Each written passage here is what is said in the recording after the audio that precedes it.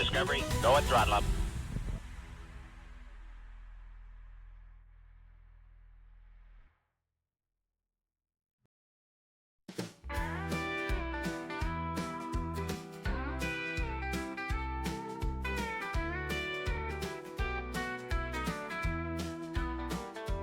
When your Kerbal stuck in space, so you're trying to get to the MSC race, one man has all the clues to help you solve your blues.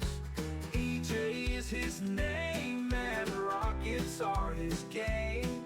Bolder than any man, crazy creations are his plan. Cities, Kerbal, and workers, they are at his command. Oh God, that's all I can think of. Chat bothers him all day and night, but Eej always puts up a fight. Weird impressions, internet memes, EA is always so extreme. I'm not a good songwriter as you can.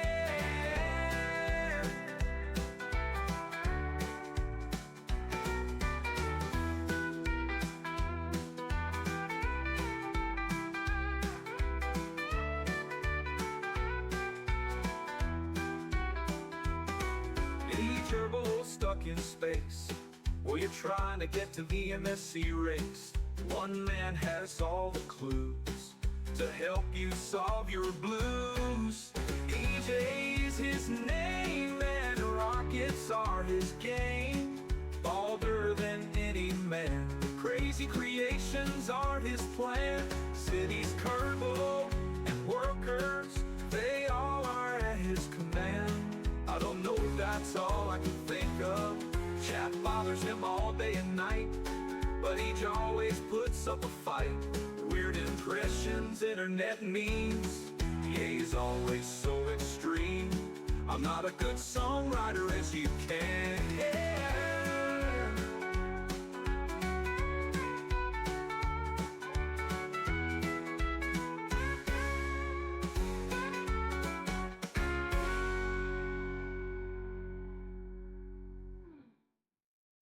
One more and then we'll pick up the coverage. Oh, this is a good one.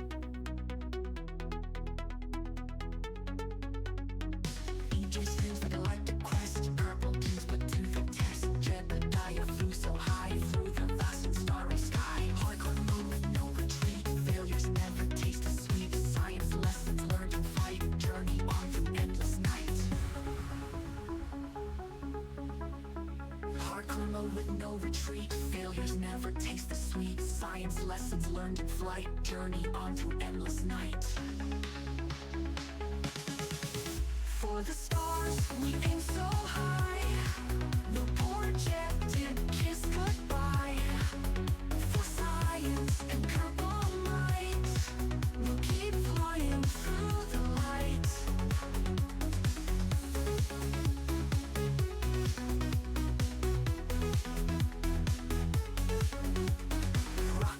With hope so grand, EJ's got the master plan. Thrusters burn to reach the moon. In his eye you see the tune. Orbit dreams won't be delayed. Lessons learned from missions made. Kerbal kind will forge a path to the stars beyond this path. For the stars, we aim so high. The poor jet did kiss goodbye. For science and Kerbal might, we'll keep flying through the light.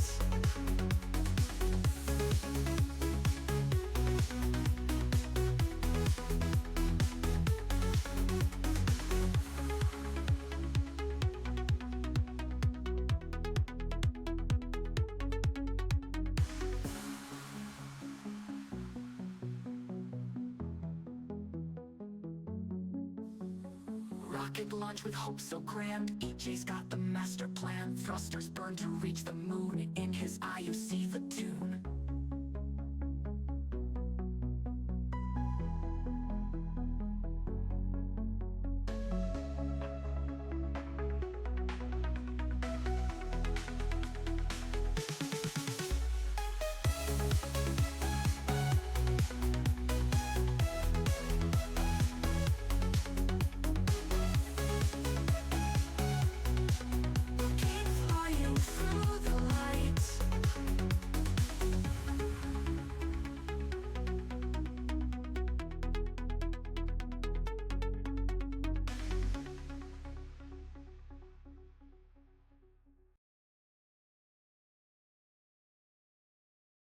All right. Welcome to the Space and Rocket Launch Review. I am EJ, your host of the Space and Rocket Launch Review. What's going on, everybody? All right, so this is a little bit of a special space news. It is February 18th, 2025, and we got 2 rocket launches that coincide with space news. We have a lot of good luck here with both launches coming in. One of them is the Electron launch, which is the Fasten Your Seatbelts Electron mission. It's launching a Black Sky satellite, an Earth observation satellite. And that coverage has already started. They're about to go through the go, no go poll, or actually it looks like they have. We're inside of 10 minutes. Don't we have 3? 3?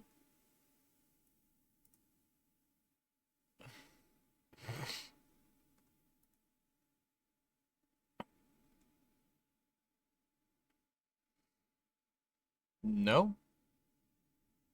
No, I don't think so. We have Fasten Your Seatbelts and Starlink 1012. Never mind, I'm wrong. Okay, cool. So I'm going to switch us over to Rocket Lab's coverage here. We'll bring the audio in. So you already know that 2025 is gearing up to be another exciting year of even more Electron launches. Just gotta, it's Now, YouTube, one so we of the just foundations to gotta our success and a fast critical forward it, element make in sure the we're ramp-up caught of up. Electron's launch cadence is having our very own launch site to It's all fly good, from. Steve. Launch Complex 1 opened as the world's first private orbital launch site and has been the primary launch site for Electron ever since. Having our own launch site means we're always free of traffic jams, with 2 launch pads to cycle between, a 24/7 launch operations team, and rockets always ready to go. Launch Complex 1 helps keep access to space open for the satellites that need to get there. So what we're gonna Earlier do, this week, we caught what we're gonna do is we're gonna cover the Electron launch. That thing is gonna launch into space. Then the Falcon launch is actually basically right after that. We'll cover that and then we'll do space news. Yeah, they're basically right next to each other. So as soon as Electron launches, while it's on ascent, I'll switch us over to Starlink 10-12. In a remote part of the world.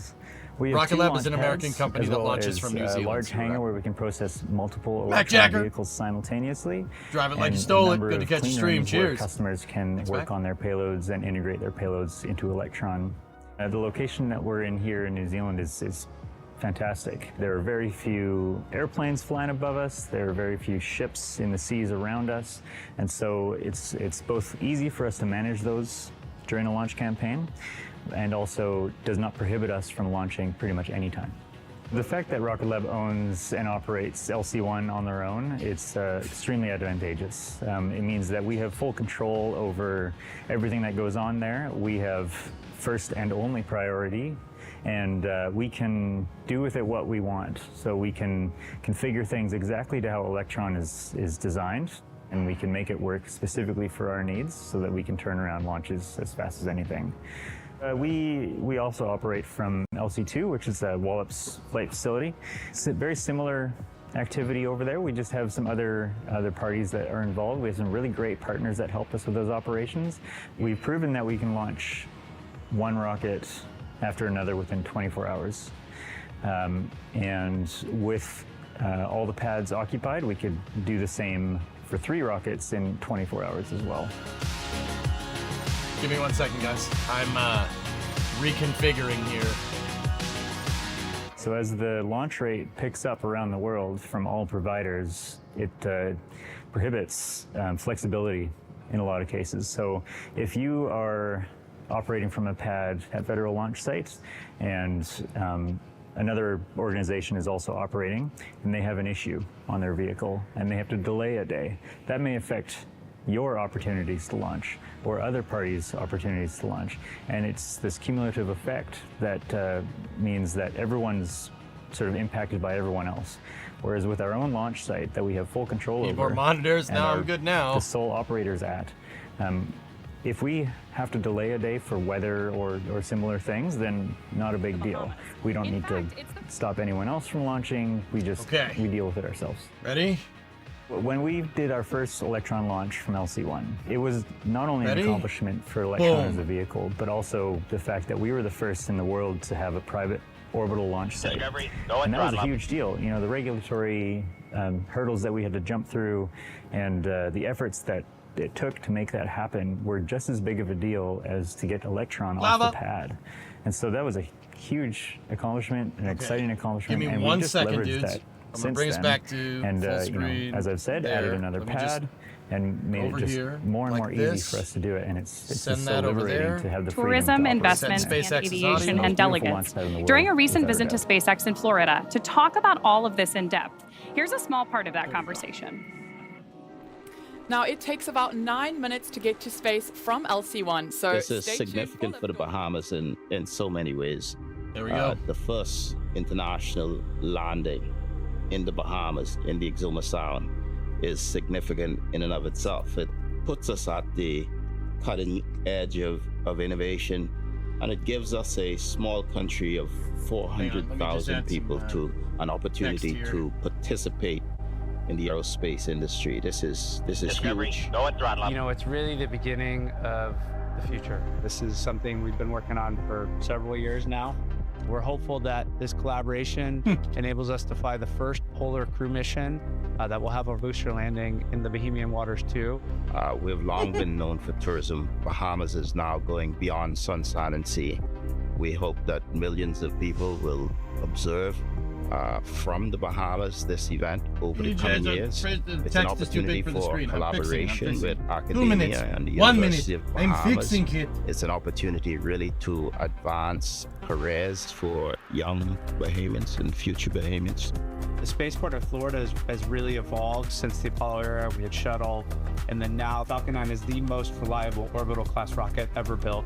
This is not a test flight. This is an operational vehicle for America and many other countries. The world depends on Falcon, so safety and reliability are our highest priorities. We have retained Aisha Bowe, a Bahamian in the aerospace industry. She is working in partnership with us to ensure that we pull all of the pieces together.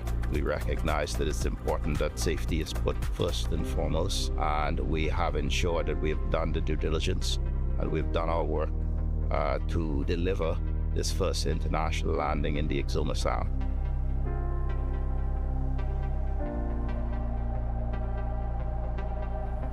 I am just amazed by the international collaboration that went into helping us take this booster from Florida to the Bahamas today. Speaking of which, Florida has been the epicenter of U.S. spaceflight since the 1950s. That's absolutely right, Ronnie. The Space Coast has been the launch pad for some of humanity's greatest spaceflight achievements. In the early 1960s, NASA established the beginnings of the Kennedy Space Center. And in 1961, Alan Shepard became the first American in space, lifting off from Cape Canaveral's Launch Complex 5, the first human spaceflight of Project Mercury. Things really heated up. RP1 load is complete. Confirmation there that we have RP1 load completion. So the Rocket Lab launch is at T-minus 2 minutes and 15 seconds, and SpaceX is 6 minutes and 12 seconds out. So what you guys are seeing right here is two launches on opposite sides of the world launching right now. Over here, we got Rocket Lab and the Fasten Your Seatbelts Electron mission for Black Sky. And then over there, there's Starlink 10-12, which is going to do the first drone ship landing in a country that's not the U.S.'s waters. This mission is going to land in between the chain of islands in the Bahamas over there. And also they're showing STS-1, so I am going to unmute SpaceX's very first Falcon 9 launch lifted off from space. Okay, they were showing STS-1. So what I'm going to do is I can bounce the audio back and forth. We are going to pick up the count at T-minus 90 seconds over here on the Rocket Lab side of things. Box load is complete. System is in recirculation.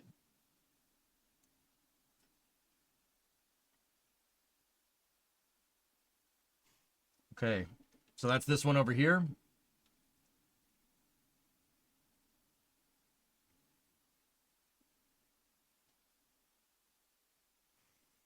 I'm going to full box the Rocket Lab stream. We are inside of 60 seconds. I will keep you informed on what's going on here with SpaceX in a moment. Anti-geyser rain is disabled.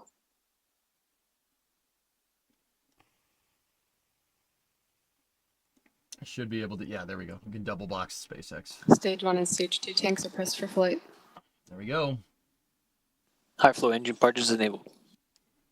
Okay, T-minus 40 seconds on the Electron launch.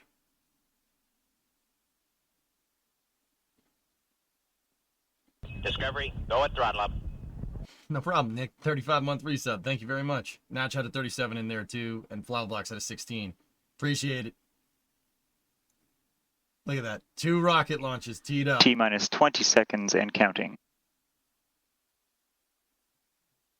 Falcon and Electron both poised on the pad, ready to go. But 10. we're picking up 9, Electron here. 8, 7, 6, 5, 4, 3, 2, Got 1. ignition on Electron. Liftoff. Fasten your seatbelts because we're in the air.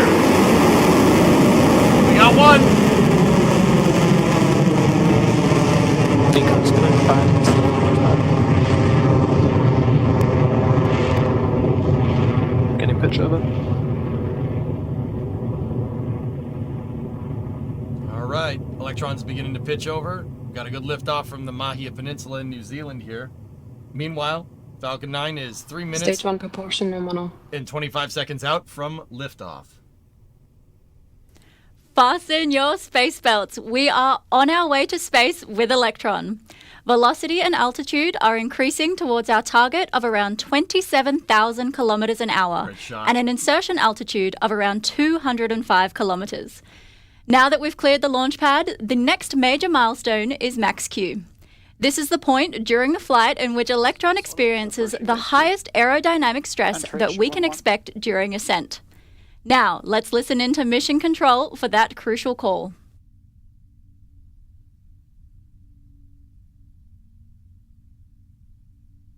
Cleared max Q.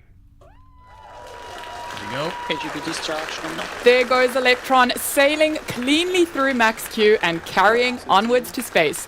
You gotta love a daytime launch. We are getting some beautiful views from the onboard cameras back at Earth right now. Electron is now at an altitude of around 21 kilometers and traveling at speeds past 2,900 kilometers per hour. Coming up next is a particularly busy sequence of events, each occurring with only seconds of each other. Electron will first perform main engine cutoff, what we call MECO, which will shut down the Stage 1 Rutherford engines. That's followed by stage separation and then ignition of its space-optimized Rutherford engine Nervous the to count. carry on with the mission. You can watch it all unfold across these camera views shortly. It's going to stage right before Falcon lifts off, man. Stage 1 propulsion holding nominal. Stand by for MECO in 30 seconds. Oh, no, we're good. We're good. We're good.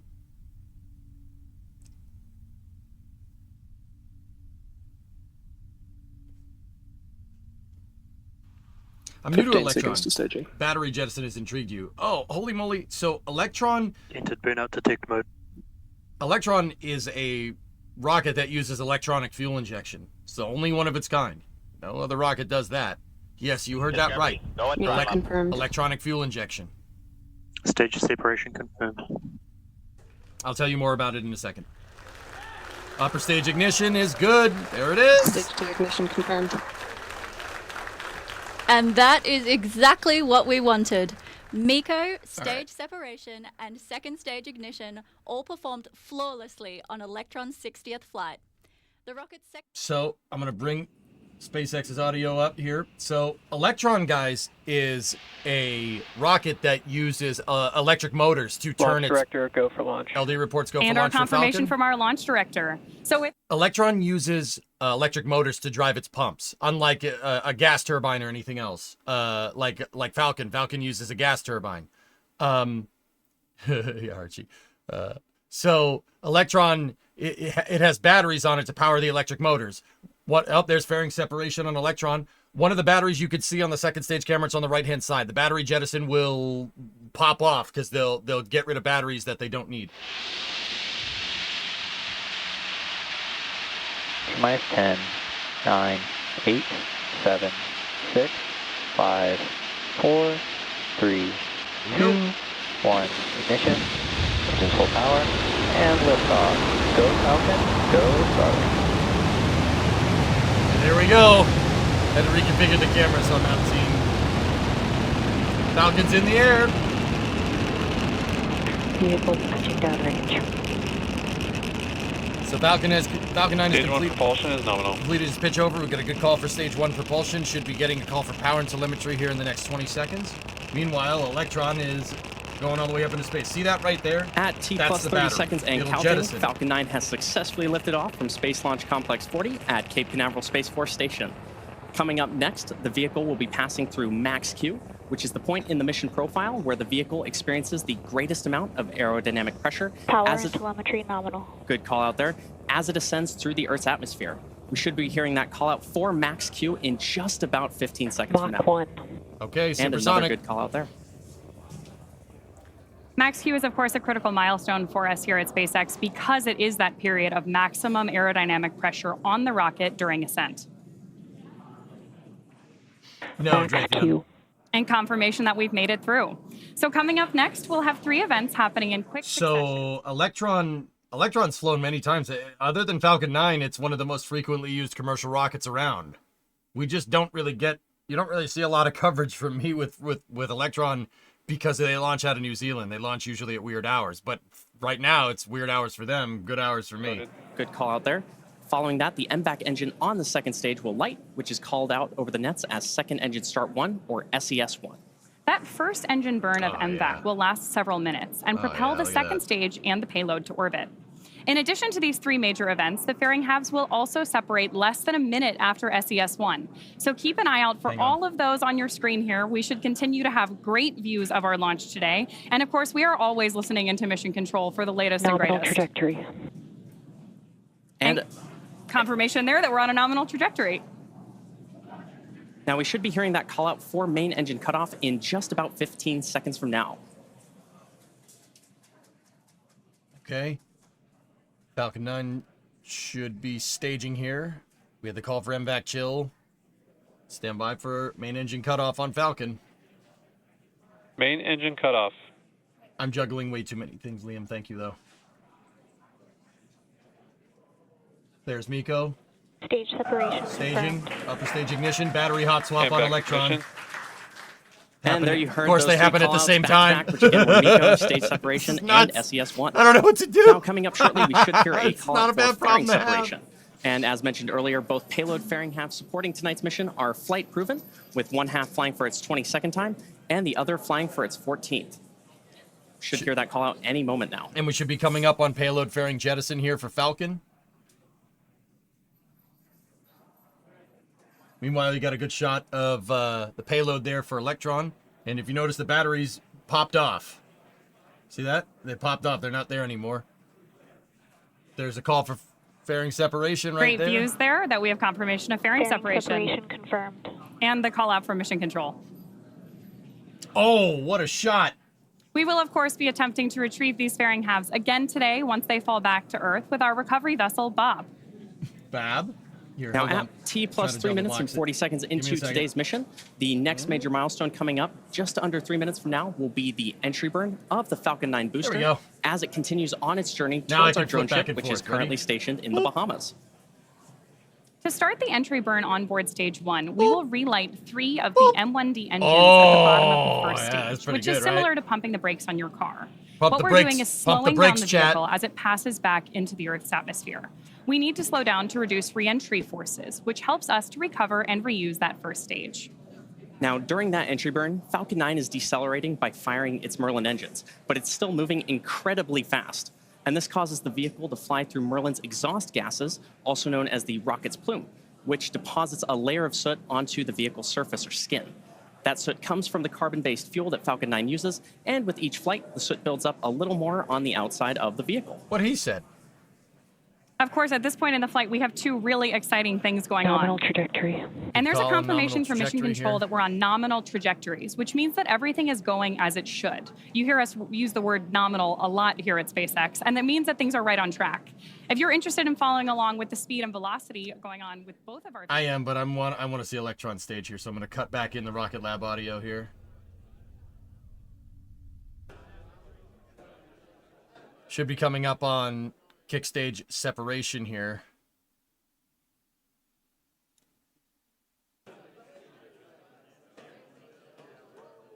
Seeker confirmed. There we go. Second stage engine cutoff confirmed. Stage separation confirmed. Good. Nominal transfer orbit achieved. Good call for Beautiful. for A insertion clean and Rocket engine Lab. shutdown for Electron and a smooth separation for the kick stage with Black Sky's Gen 3 satellite. Great work so far by today's mission operators, and now it is on to the next phase of the mission to place Gen 3 on orbit with its constellation. The kick stage takes about 45 minutes to complete its transfer orbit around Earth, and that'll set it up nicely for payload deployment for Gen 3. Okay. I'm going to Possesses bring a back much wider SpaceX. nozzle and is optimized to 220,500 pounds of thrust in vacuum. 2 rocket Coming launches up in at the just same about 10 time, seconds, man. we'll have the entry burn of that first stage. The landing burn should then follow at about 7 minutes and 52 seconds into our Stand mission by today. for the supersonic Stage 1. retro propulsion. There's confirmation of entry burn startup. Ask me about my entry burn.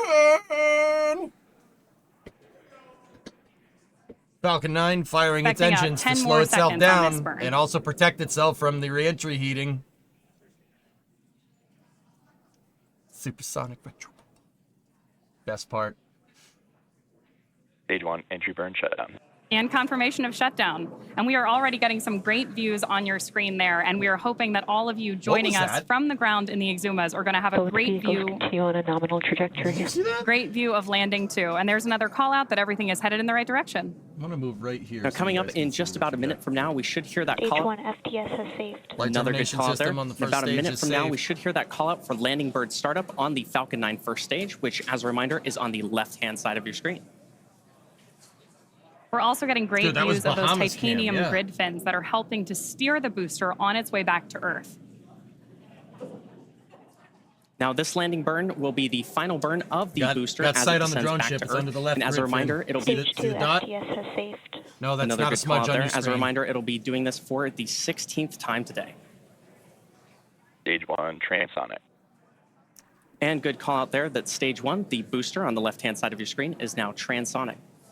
Now, coming up in just about 20 seconds, we should see that landing bird startup on the first stage. And just in case you are just joining us today, this is particularly exciting because this is about to be the first international landing of a first stage booster. That's why they're hosting this cast. Okay, should get a landing burn now. There Stage it is. 1, landing burn. And great call out there for landing bird startup Oh! of Oh! the Falcon 9 first stage. Dude! We're now waiting for Falcon 9 to land on Just Look Read the at that! Instructions, currently off the coast of the Bahamas. What the heck? Stage 1, landing leg deploy.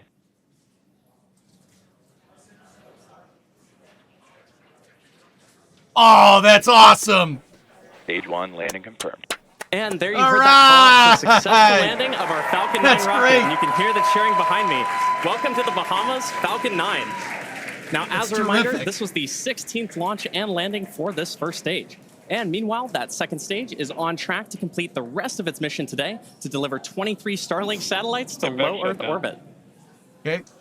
Got a good second That stage will bring shutdown. to a close our coverage of SpaceX's 21st launch of the year and 234th Starlink mission to date. Today's launch will further increase Starlink's capacity to deliver high-speed, low-latency connectivity across the globe. Streaming, video calls, online gaming, remote working, and more are now possible in even the most remote locations. That was its thanks to the 16th world's flight. most advanced internet system. Mr. 1080 And right we're there. excited to continue working with the Bahamian government on this mutually beneficial partnership. And we look forward to many more drone ship landings off the coast of the Bahamas for Falcon. Isn't it Bahamian? To learn more about Starlink, Not visit Bahamian. starlink.com. And if you're interested in even more launch coverage, be sure to check out spacex.com/launches and follow us at SpaceX on X for the most up-to-date information. Oh, X, we the want to everything thank the app. Bahamian government for their partnership. We also want to thank the Eastern Range and the Federal Aviation Administration Isn't for their it support. Bahamian? And of course, thank you to our viewers for tuning in. Not We'll see you again Bahamian. real soon. It's not the Bahamas.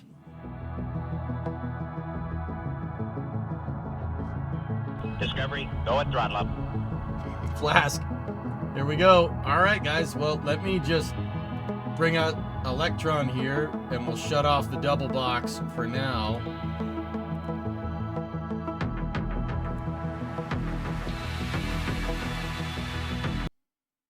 Okay, and I will cut back in the Rocket Lab.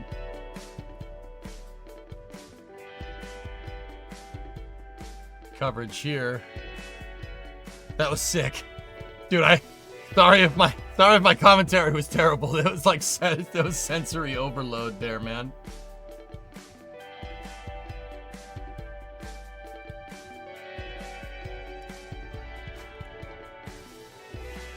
Ram 2 will use that landing zone.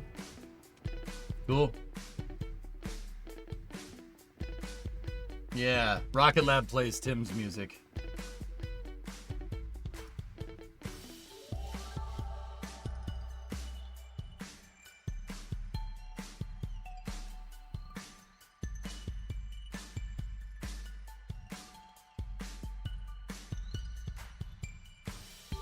All right, I'm just reconfiguring so I can see both chats better this time. Yeah, it's Term did the occasional Astro Man.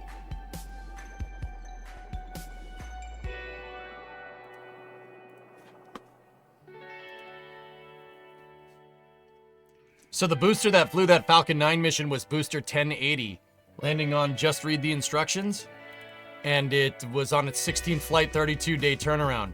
We had 23 Starlink V2 minis for the payload, launching out of Slick 40. That was the 21st SpaceX launch this year. Now going back to the payload that you see on your screen here, this was Rocket Lab's second mission of 2025. Here, launching out of LC-1B in the Mahia Peninsula, launching one Black Sky Gen 3. It's a shortwave infrared, 50 centimeter resolution, shortwave infrared sensor package. That's nice. Not bad for a civilian satellite.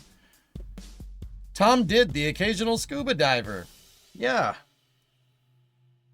I really want a Wallops launch. Man, Wallops is on a hell of a dry spell, isn't it?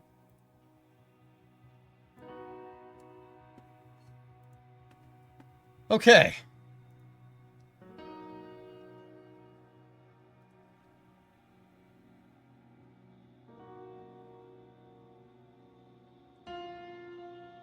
All right. All right. So that's going to be coasting for another half hour. So in the meantime, we will space news. In the meantime, let me get the sultry Starbase Live background noise going.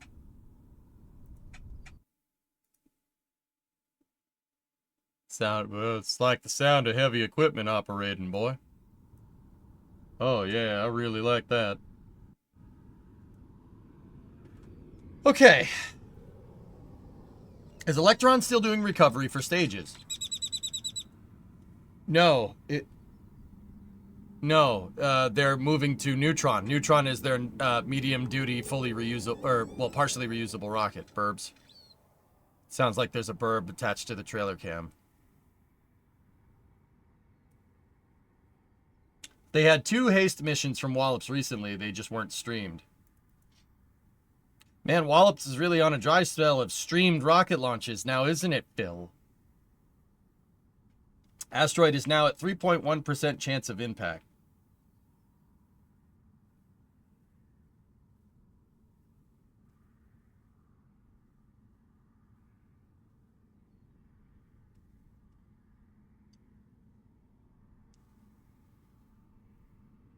Certainly more than one, but we didn't. Hey, if we didn't see it go off, did it really happen? You tweeting? No. Yes, no. All right. I have some links that people, that Creeper has linked up for me. Creeper, once again, thank you very much for compiling Space News links for me. You have no idea how much you're helping me. There seems to not be some great news going around when it comes to NASA right now.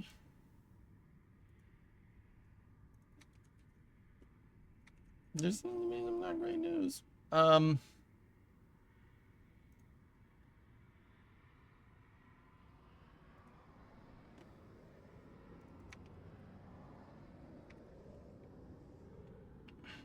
But there is some really good news from Firefly. So, you know.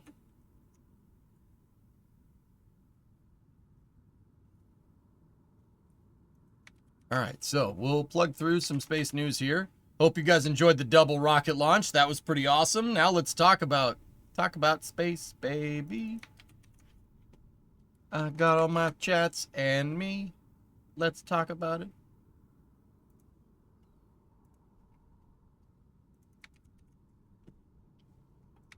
Just transferring all the links. So,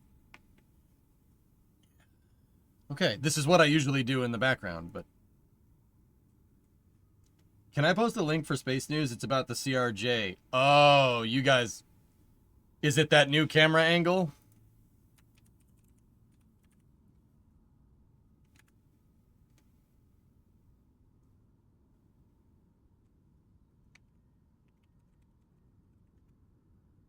So, yeah, there was some new footage of the, there was some new footage of Endeavour 4819 coming in on approach to Toronto Pearson yesterday. We could start here if you want. There we go. So, all right, we'll start here. So, there you can see a very, very, very pristine condition Bombardier CRJ 900, Endeavour 4819, on approach to runway 23, well, on final approach to runway 23 at Toronto Pearson. We know from the tower calls that wind is currently 270, 25 gusting to 23 knots, sustained gusting to 35. The wind is blowing in the direction that the camera is pointing, so it's blowing across its nose. So we watched this yesterday, guys, and we were trying to figure out what happened, but this footage has since emerged since then. So watch, as I basically show you how not to land a plane. Okie dokie?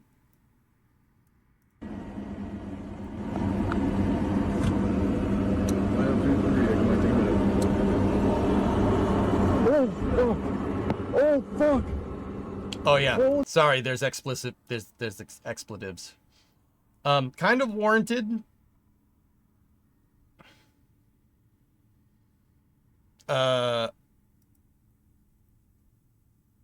pops at higher volumes. Okay. Yeah, I got it. I will adjust. Yeah, so that'd be a good landing. And yeah.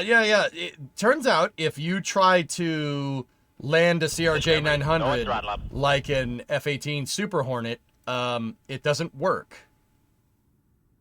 Oh. Hey guys, you remember when I said yesterday the engine on the right side of the plane was the outside of it was doused in diesel fuel, and it looks like the diesel fuel, you know, remember, like it looked like FlowViz on an F1 car, and I was like, you know, that must have happened while the plane was still moving. Yeah, you remember that? Remember that part? Yeah. Yeah, the plane's moving. Ooh. The right gear claps. Well, guy, the plane is clearly rolled to the right a little bit, so the plane's coming in a little bit tilted. The reason why, like I said, is because he's trying to compensate for the crosswind. Now, a couple of things that I noticed from this. So, okay, your descent rate here is not good. That's way too fast. The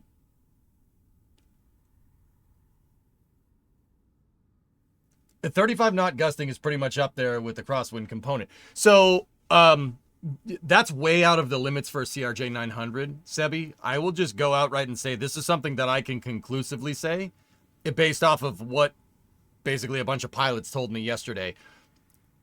Even 25 knot wind heading 270, landing on runway 23. So that is up, that is basically a 25 knot crosswind. The 25 knot crosswind is out of a CRJ 900's flight envelope. No, it's beyond its limits. Never mind 35 knot gusts.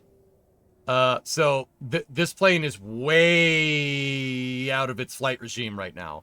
That is a big no-no. But for whatever reason, the pilot decided to send it. Now, I can't really tell from this quality of footage. Maybe if somebody knows the CRJ 900 a little bit better than me. Are his flaps down or not? I can't tell.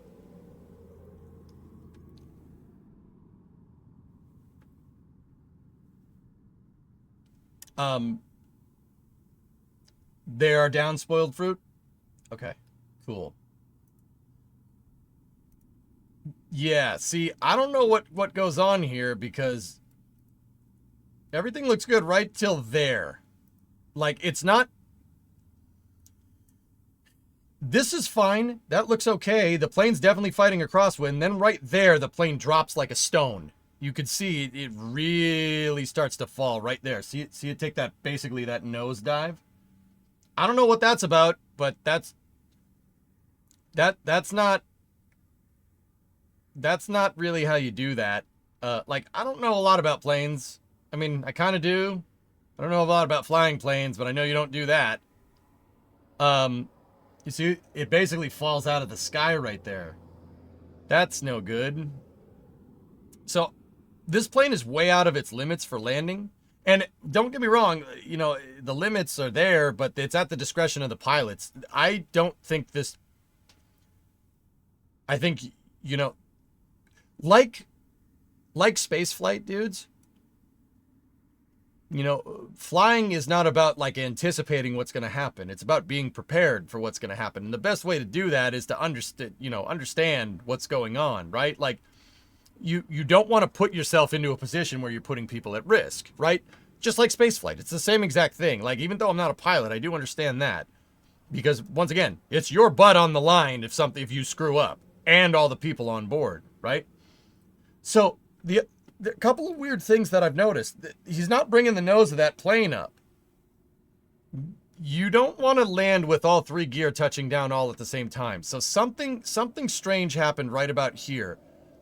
Now, it could have been a wind gust. That's my guess, because the pilot tries to compensate for it by rolling into it, which you do, but you use most of your rudder, right? But see, the plane's clearly rolled to the right, like probably a 5-degree bank angle. And basically what that does is when this thing comes down, it overloads the landing gear and snaps the wing right off. Yep. Could it have been a microburst? Yes. I'm not sure of the exact meteorological conditions for a microburst, Vanguard, but yeah, that's what a microburst does. No flare, no yaw to line up, and a slight roll. I think the wind gust died for a moment and it dropped like a Navy jet. Yeah, bright maybe.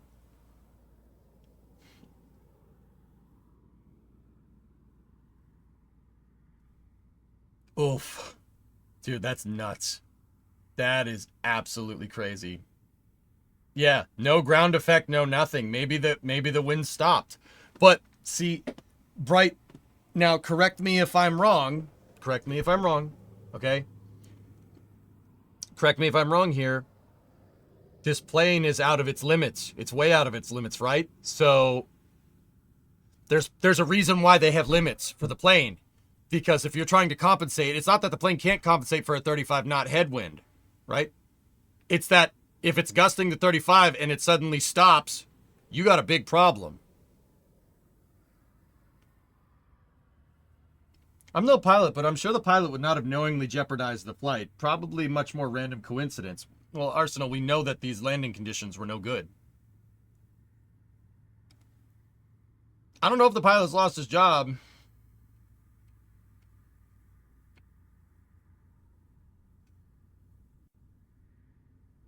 I had multiple pilots tell me yesterday that that's way out of the limits. The limit for this thing is 25 knot or 20. I think it was a 23 knot crosswind. It was 25, gusting to 30.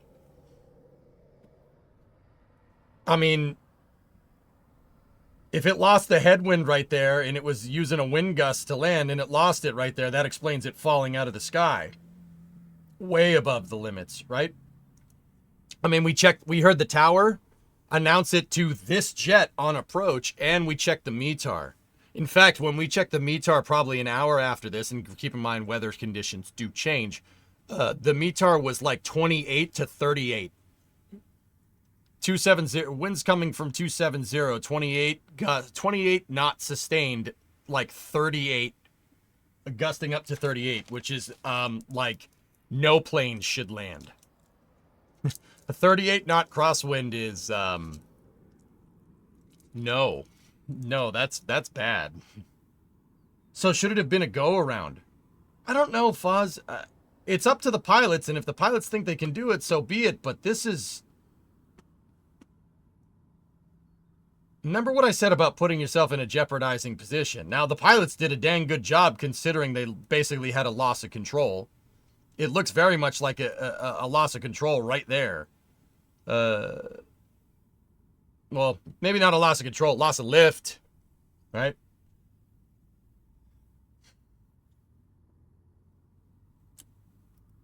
Look at the way it flies before the beginning of the clip, and then when it starts to drop, it definitely looks like that. Yeah. Why land on such a runway with a crosswind then? Well, why walk? That's the question. Those are the questions that I would be asking. Toronto Pearson has active runways. The wind is coming from the west, so it's coming from 270. And you're landing on runway 23, which has a heading of 230, right? So that's southwest, right? Give or take. That induces a crosswind across the runway. Why not land on a runway with no crosswind? There's no runway that heads 270 at Toronto Pearson. That's the long story short. Runway 23 at the time, with winds coming from the west at 270, right? That's the closest one to get a headwind. Planes always want to land and take off into the wind. Because if you land and take off into the wind, you need less runway. Because wings don't care how fast you're moving relative to the ground. Wings very much care how fast air is moving over the wing, right?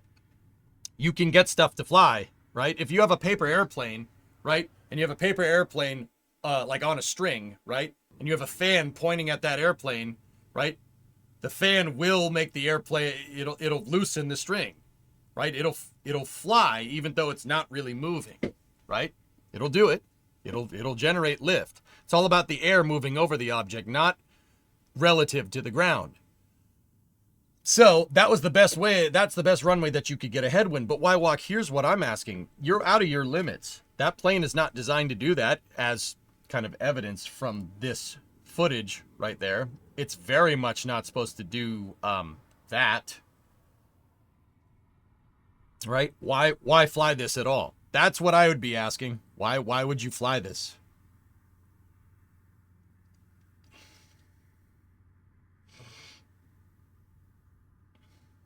Sustained crosswind limit on the 900 is 37 knots. Debbie, everyone else that I've ever talked to in the last 2 days about this has said not that. And that includes people that fly. Where are you pulling that from? Does icing play a part? It's possible, Spaceman, but this plane took off from Minneapolis. They would have de-iced it before they sent it. Or maybe they didn't. And a NASCAR can act as a wing. Just ask Ryan Priest. Yeah, the Rocket Man. That's right.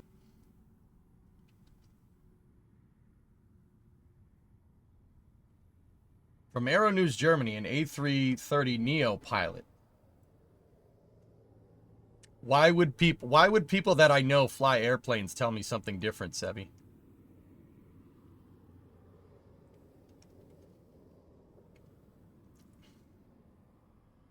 Why would they be telling me something different? I'm not saying you're wrong. I'm asking you why. Hey, Eric, what's going on? It's funny you. Wow, dude. Long time no see.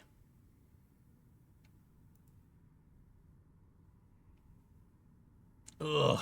Once again, I don't usually cover plane crashes because I don't like making money off people dying. That's kind of a pet peeve for the stream. But also at the same time, no one died. There's a couple people in critical condition, but amazingly, there were no fatalities here, which is crazy. I mean, that's absolutely absurd, but yep. Looks like he had the crosswind under control. The flare, not so much. To be fair, the wind component was 25 headwind, 16 crosswind. 16 knots on dry snow is bad. It's really bad, but it's not that bad. My 3 cents are lack of experience. Gusting conditions can be very scary, and to a regional pilot with low experience can be very tricky. Oh, Sebi, that's the difference. The weather conditions. In like nice weather conditions, the limits go up. That's the difference. Sorry, I remembered. Natch actually reminded me there. Can be very tricky. The thing is, why the captain didn't take over and executed a go-around. Yeah, that's... Natch, that's what I'm asking. Why? Why even attempt this landing? Why would you do it? Why would you attempt this? How long is this runway? It's a 10,000 foot runway, give or take. With the displaced threshold, it's up to 11,100.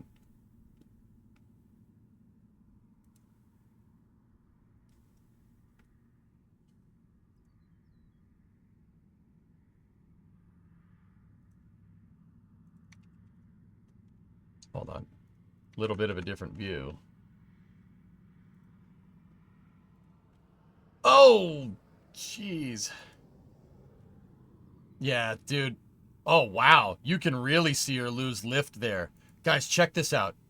Watch this plane drop when it gets right here. Just boom, right into the ground. It looks like a carrier landing. Right there. Whoa, that's bad. Double compressor stall.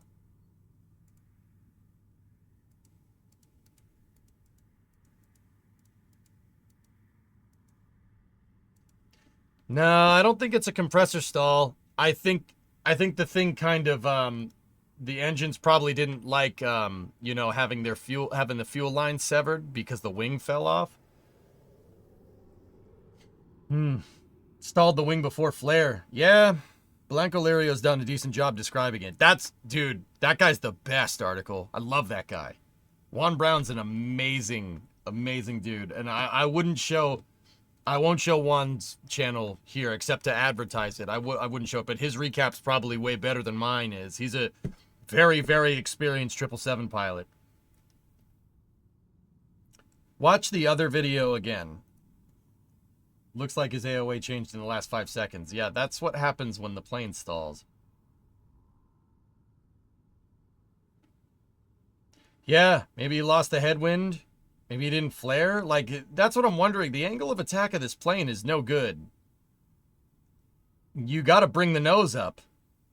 Especially right there. Your wings aren't generating any lift. Oof.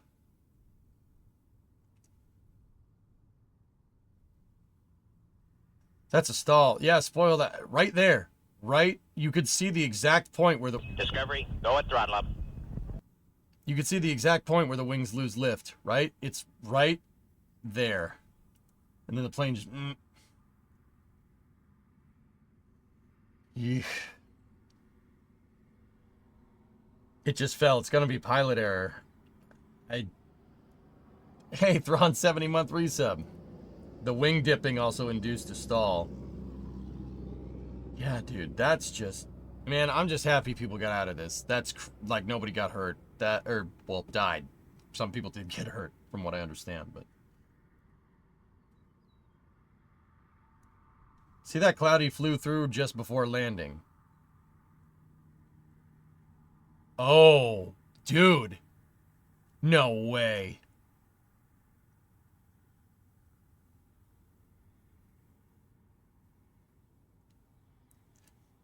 I thought that was a scuff mark on the windshield. No way. Oh, that could be a mic. Dude, it is. It's flying through a cloud. That would not have any effect on aerodynamics, even if it's a microburst spoiled. I'm asking.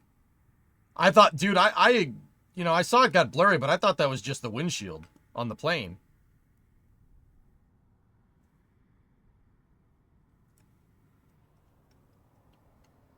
It's not moving. Spoiled, can you give me a little more?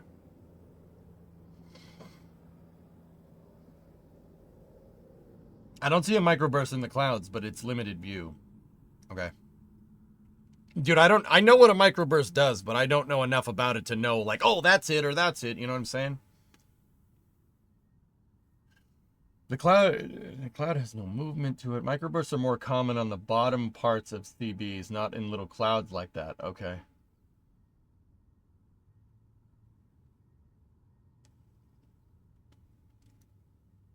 Woof. Yeah, that he dipped. They rolled to the right, probably like I'd say like a 5-degree bank or something. I know you don't do that with a crosswind. I mean, you can do it to an extent, but you really want to rely on the rudder. And you definitely don't want to be rolled to the right when you touch down. My guess is that's a little bit of vorticity causing the clouds to have that spin-like appearance. This would not be on the same scale as a microburst. Got it.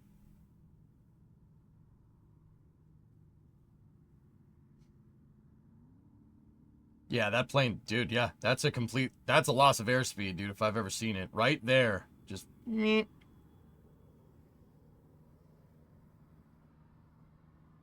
Microbursts are unlikely in that cold weather and flat terrain. Got it. The roll has got to be from the stall. Yeah, maybe. I mean, the roll is a result of the stall. Yeah, okay. Yeah, you lost a control surface effectiveness, right? Like, that's very much what's going on here. Also, Bedojo, real quick, one more thing. Yeah, no, after seeing this footage, no. Do not fly the plane ever again. Our conversation from yesterday. Nope, that's junk. Nope. Yeah, his flaps are down. The CRJ 900 has weird flaps, Tone Dog. They don't look like a Fowler. I mean, they are a Fowler, but they're smaller. And I would assume that's because the plane can land at a much higher angle of attack. Which, you know, you don't see that happening there. Bird strike? Nah, I don't think so. Bird strike, you'd see puffs of smoke coming out of the engine. 5-degree bank is normal in a crosswind landing. Yeah, but it's not the only thing you should be doing. 5 degrees of bank when you're like that is no good. The front needs to be up in the air.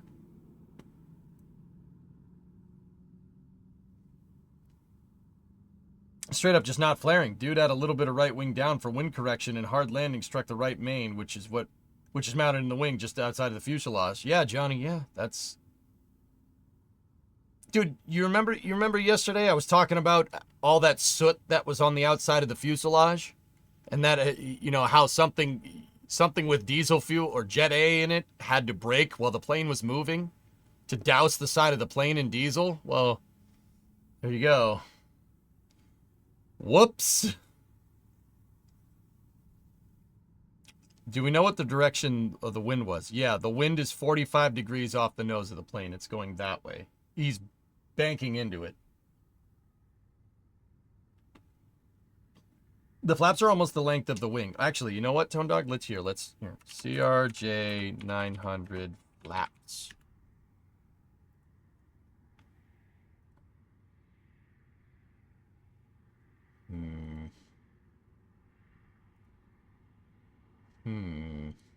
Huh. Yeah, you might be right, homie. You might be right. Let's see. Oh. Oh.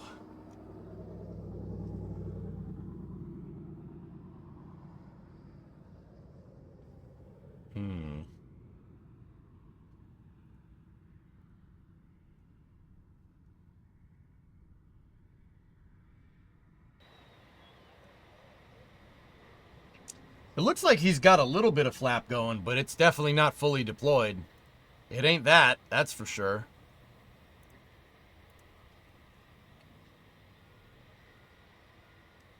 You know, you're right, you worked on them for 20 years. Okay, so, you know, I'm not saying you're wrong, dude. See, because, Tone, if you go back when I first showed this footage, probably about 30 minutes ago, that's what I asked. I'm like, his flaps don't look like they're down there, dude. Do you think he's got what are the, Tone, actually, let me ask. Dude, I'm going to end up being an expert on a CRJ 900 after this. That's a joke. Don't screw around with planes if you're not certified to do so. Saying that. What are the degree settings for flaps for this plane? Is it like 5, 10, 15? What are we talking about here? Could they be partially deployed? Could you dial in a little bit of flap? Like, I know like on a 737 you have different settings for it, right?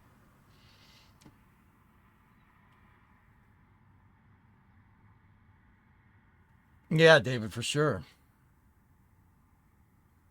45 only for landing. Less flap is only for high altitude. I think they have a mechanical... You think they have a mechanical failure of the flaps. The settings are 8, 20, 35, and 45. Yeah, okay.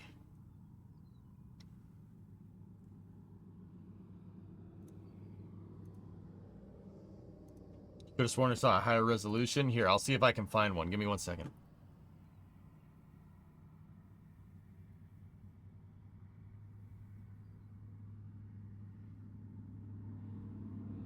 Because if people repost stuff, sometimes reposting it will screw the res. Yeah, how's this one? That looks about the same. Could they be mid-deployed? Magellan, I'm not a pilot, but I know enough about this stuff that if you're fumbling with the flaps when you're like 100 feet off the ground, you did something very, very wrong. Or something has gone very, very, very wrong. Right? Your flaps are part of your pre-landing. Right? You be dialing in your flaps probably like 10, 20 minutes. That's a made-up number. Long story short, it's not on final approach, right? It's when you're just on approach. So, I mean, the flaps, I don't know, 5 minutes before landing, something like that. Like, the flaps, you dial in the flaps first, and then a little bit later, you put the gear down. Because the idea is that you don't want to do all this all at once because you're changing the aerodynamic properties of the plane by deploying your gear and deploying the flaps all at once. You could easily fall out of the sky. You do it very incrementally, right? The point is you don't do it right there. You don't do that right now. Good question, though. That was a good one.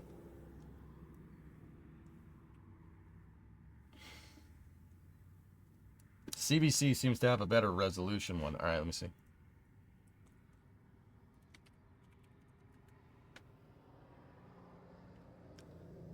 Oh, this is space. I'm in space. Hey, HSpaceX gifted 5 subs. Thank you very much. I will try to find the better one.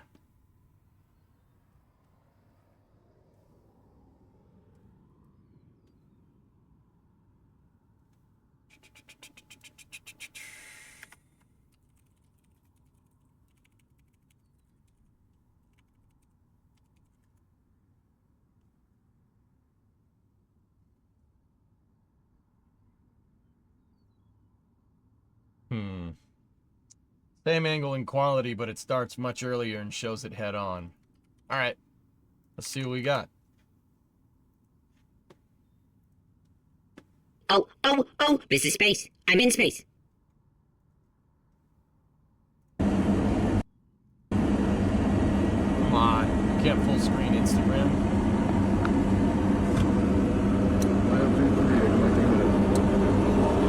Oh. Ooh.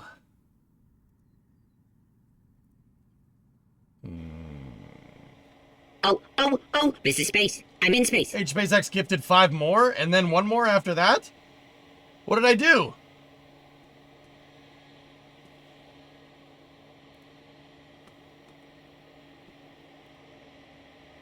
Hang on. All right, we should be able to see it here if he has any flaps. There's no way. There's no way, dude. Dude, that's what that's what I was saying, man. That dude's flaps aren't down. Well, actually, hold on. Maybe.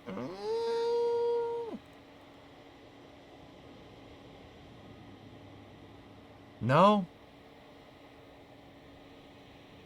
I don't know, man. It's really tough. They are? You sure? Yeah, right there. It doesn't seem like they're... It doesn't look like that, though. You know what I'm saying? Alright, Sun Temple, see ya.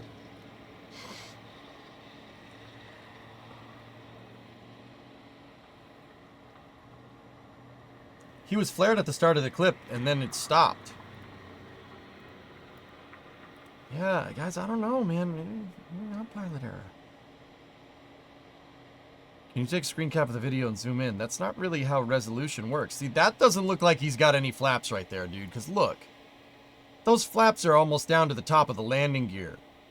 Right? In Tone Dog, that's what I would assume you're talking about, dude. Like, you'd know. Right? Look at the bottom of the flap. The bottom of the flap's at the top of the wheel. Hey, Jen. What's going on? It's at the top of the wheel. I don't see that there. Not a chance. Ooh. Dude, there, no. He's not. He doesn't have 45 flaps. There's no way. You could see some right there. It's white and white, so the compression may screw it up. Yeah, for sure. But dude, look at that shot. You can see. You could see the top of the both of the wheels. Don't you think with the flaps down, you wouldn't be able to? I mean, once again, look at that picture. Check out your last link. Perfect short from YouTube. Why is it always short videos? Dang it. Oh, actually, this will work very, very well.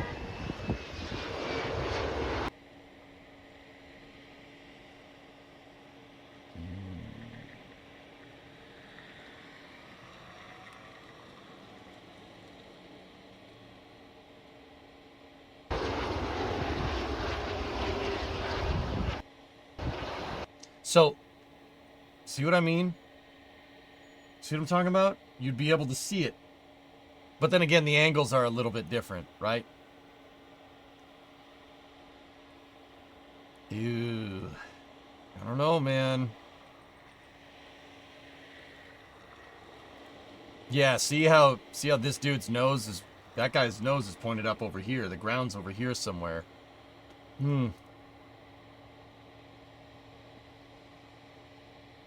It could be full flap. It's a perspective thing. Yeah, maybe. I don't know. It's tough to say. See, that's what the dude had to do right there. He didn't do that part where you pull up.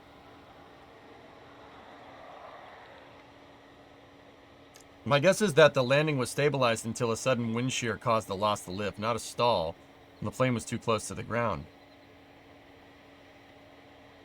Yeah, well, I think we've established that he couldn't flare because if you have a loss of control, it's hard to control the airplane.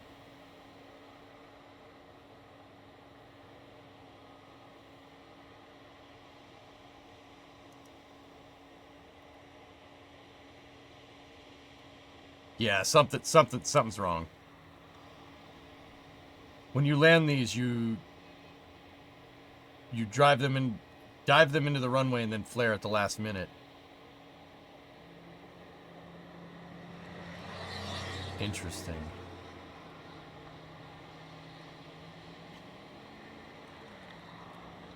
You'd see a drop if there was a stall. He's got plenty of speed.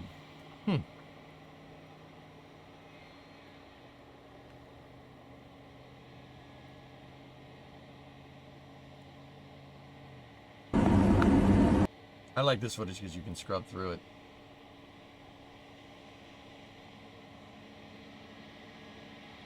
Shouldn't we see a more aggressive movement if it's stalled? Dude, right here. No, you shouldn't. A stall. Dude, stalls are very hard to recognize if you don't know what to look for. I know that. Especially if you're flying the plane. It's really, really hard to detect it until it's too late. That's why planes have a stall warning on them. You know, stall. I think that's what it does. I forget. But, Graham, watch right here. See the direction the plane is heading right there? Now watch here.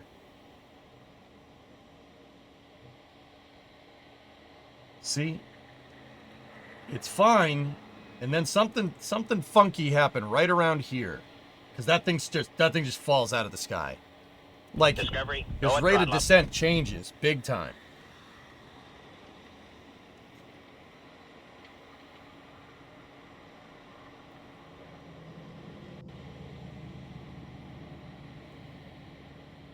Where are the elevators? I can't, it's too far away. You can't tell if he put in some elevator in there. I can't, that takes me to the Discord web client, Sebi. That doesn't do me anything. We got a payload deploy on Rocket Lab. Cool.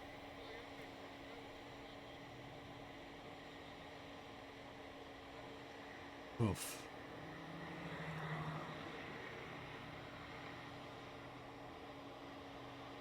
Man.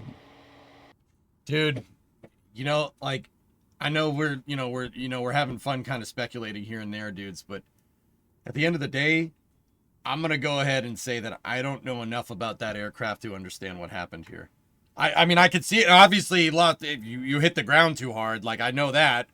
And I definitely know that you exceeded maximum rated wing load there by crashing the plane into the ground and the wing snapped off. You know how hard you have to hit the ground to make it do that?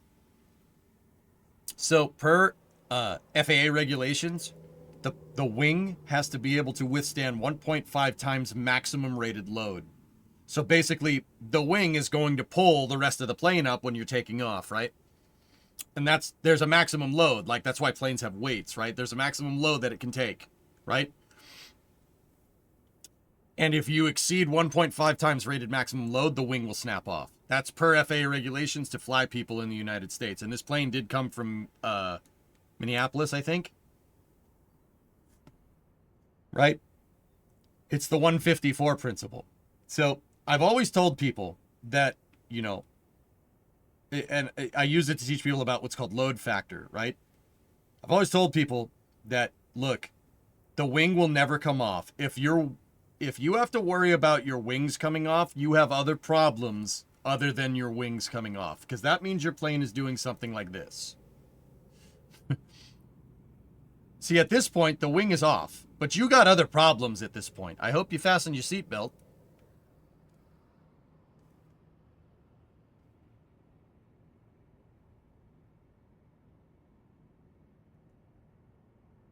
Very much appreciate you understanding that we just don't have all the available info to make an informed decision. Not saying, no, dude, I love the conversations everybody's having. I know what the plane is doing. I can see it. I understand what's happening. I know about the wings and everything and how and ailerons and elevators. I know how all that stuff works. You know, in my armchair, accident investigation mind, this looks like pilot error, but now I'm not so sure.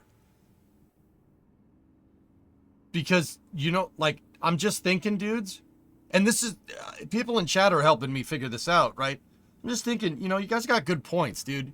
You don't get this close to an approach to screw it up, right? Pilots don't work like that. You know, it's like, okay, I'm good. Oh, I blinked, I lost focus. Oh, here I go, I'm crashing again. Like, you don't train like this. Pilots don't go through hours and hours of sims to screw up a landing when you're that freaking close. Like, you know, something tells me something weird happened here. Right in that area. Something strange happened. Something out of family, we'll say, happened right there. Like, you know, it could be as simple as, like, maybe the pilot dropped his coffee or something. I don't know, but something, I mean, I doubt that, but it almost looks like the wind suddenly quit. Yeah, tragic. That's what I'm saying. Wait, look at the black thing above. That's a scuff on the windshield, dude. It's a scuff on the windshield, homie. Pretty sure the flaps are down? I don't know, Sebi.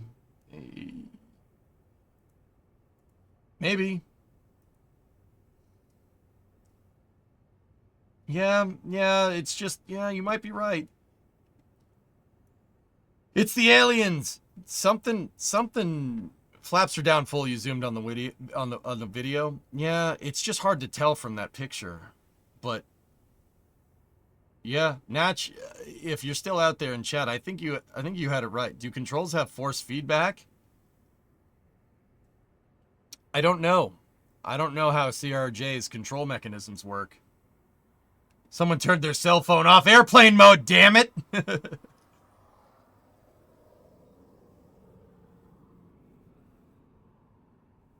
The slats look down on the front. Yeah, Rocket. Yeah, maybe. It's hard to tell, dude. I can, like, it looks like that shot is what's selling me on it. Because if you look, you could see you could see the flaps are there, but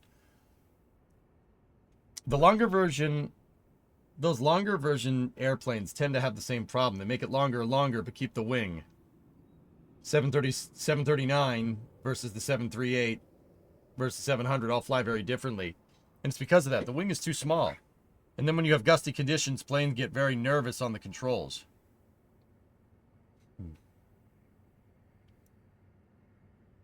But Natch, am I right? See, this looks right. You know, and you guys pointed this out, and that sold me. Natch, am I right in thinking that that approach looks fine right up until... It looks fine right up until there. I see you got some updates. Hey, Kuro. The rudder on the CIJ is fly-by-wire. Yoke is mechanical. Interesting. Interesting. Right? Like, am I thinking about this right, dudes? Like, 900 CA, it's all hydraulic. Okay. Yeah, you got, like, just based off of what I'm hearing from the dudes in chat that I know fly, that I know are type rated on airplanes like this or similar to this. This look like you don't, guys, you don't botch an approach like this. You don't botch an approach on final like that close. That's like,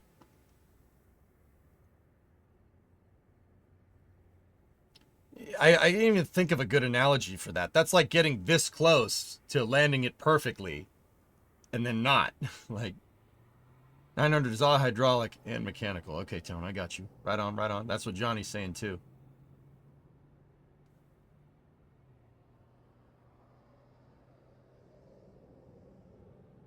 It landed short anyway. Juan showed the descent rate increase and the glide increase at the last bit. Interesting. Yeah. You know, like, once again, fellas, for the people that fly this stuff, you don't get this close to approach and then screw it up. Something happened. And if I'm guessing, probably, I put my money on weather. I'm putting my money on the weather. In that case, this goes from, that might be pilot error to holy balls, I respect the hell out of those pilots. Because, yeah, a loss of control 100 feet off the runway on final is a little bit of a pucker moment. Pucker moment, I would say. That's a little bit of a, you know.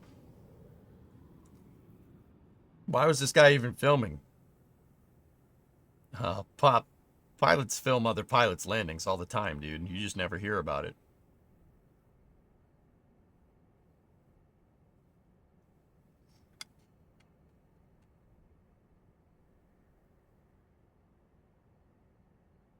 You're technically really not supposed to film from the flight deck, guys, but you're technically not supposed to do a lot of things. BD, what do you got here? Nice. That's wind shear if I ever saw it. Large headwind, large tailwind, below stall speed, hence the plane falls out of the sky. Yeah, Nick. You can, but you shouldn't. Yeah, exactly. Technically, you're really not supposed to do this, but in this particular case, it's pretty good.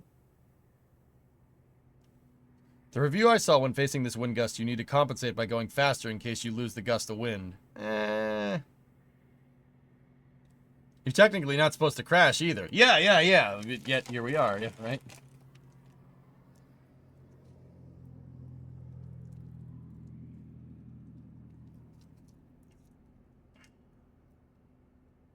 Yeah, he's a Navy. That's a Navy. That's a carrier landing, dude. Problem is, you're not in a carrier-rated plane. You're in a CRJ 900. You know, that's your weak link. Your weak link. You know, if this was a landing on the Nimitz, this would have been great. But your weak link is, it's not the Nimitz. It's Toronto, and you're flying a CRJ 900. Yep. There's a couple of things about that that's different. Those couple of things are everything. Yep.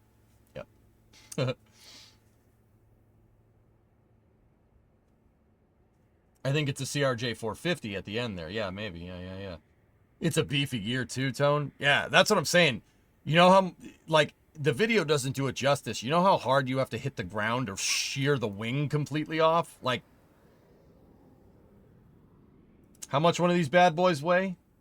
That wing has enough lift to lift that weight, so now you can deduce force from that, and you know that 1.5 times that force of lift off the wing is enough to shear the wing off. So you can calculate descent rate from that if you really wanted to, or you could just pull the ADS-B. But still crazy, dude. That's a lot, dude. That plane hits the ground with a lot of energy. To split the wing like that, that's a lot of energy.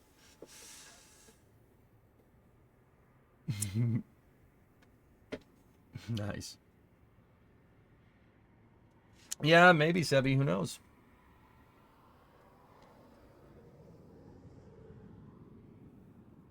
Dude, that's bananas.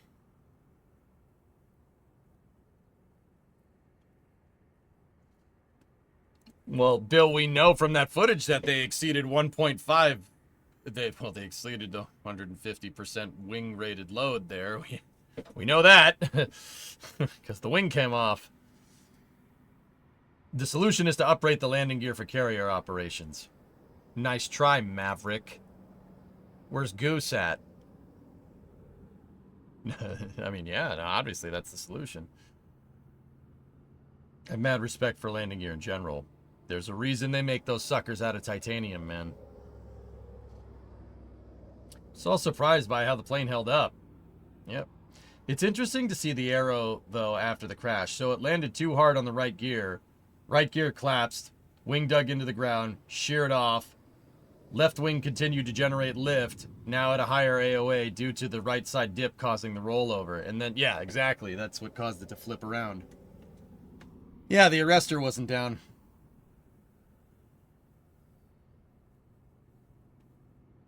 Crazy, dude. It's because he was inverted. Anyway, once again, guys, it's fun to speculate, and the only reason I'm doing it is because nobody got hurt here. Too bad. Nobody died. But, yeah, I'm smart enough to know that I don't know enough about a CRJ 900 to say what caused this. But if I had to put my money on it, weather. This sounds like just weird weather conditions, which goes back to limits on this plane. In inclement weather, your crosswind landing maximums go down. Oof. Yeah, Render, it's a miracle that nobody got hurt here. Absolutely ridiculous.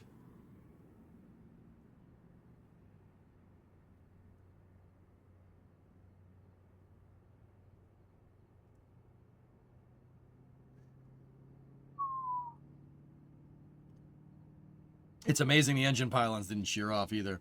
I want to point out that the decision to go for a landing in those winds, regardless of specifics, if the pilots made mistakes, they need to figure out why the pilot made the decisions that they did and update training procedures to teach other pilots to not do the same. Just firing the pilot and leaving it at that will fix nothing. Yeah, exactly, Bill. Yep. You could see the wind whipping at the snow at the end. Oh, yeah. And you could see the direction that it's blowing, Kristen, too. You see that? Oh, yeah. Yeah, these are... I mean, Toronto is a little ways away from me, but I had pretty much the same weather conditions yesterday, dude.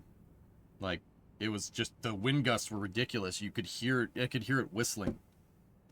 Off the top of the roof. Alright. Anyway. Hey, Tone Dog, Johnny, thanks for all the contributions. Anybody else that flies that was helping me out here or works on these things, I appreciate it. Really appreciate it because yeah, dude, I know planes. I know how planes are put together. That's from playing like way too much Kerbal. I can tell you how it works. And I've flown around in Flight Simulator, but I ain't no pilot. You know what I mean? I have a skating rink. Yes. It does look like from this midpoint onward, the plane is trying to nose up in a flare. Playing the video forward, I think you could see the nose start to pick up, but it doesn't arrest the fall. Yeah, Yeah, Rocket, I know what you're saying. I could see it. You could see it right there. Just for a split second. But yeah, once again, it sounds like a gust of wind basically blew the lift off of the wings, so to speak. I know that's not how that works, but...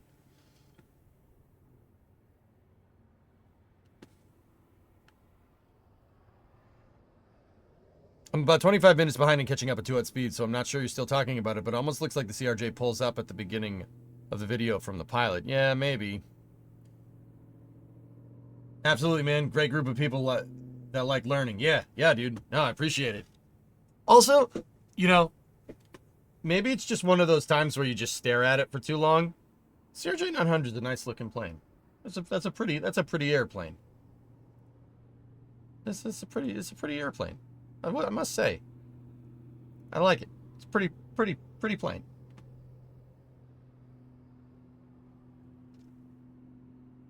Yeah, no, it's got some good curves on it.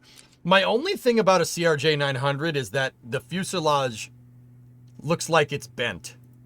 Like, if you look at this line drawing, it looks like the fuselage kind of does this a little bit.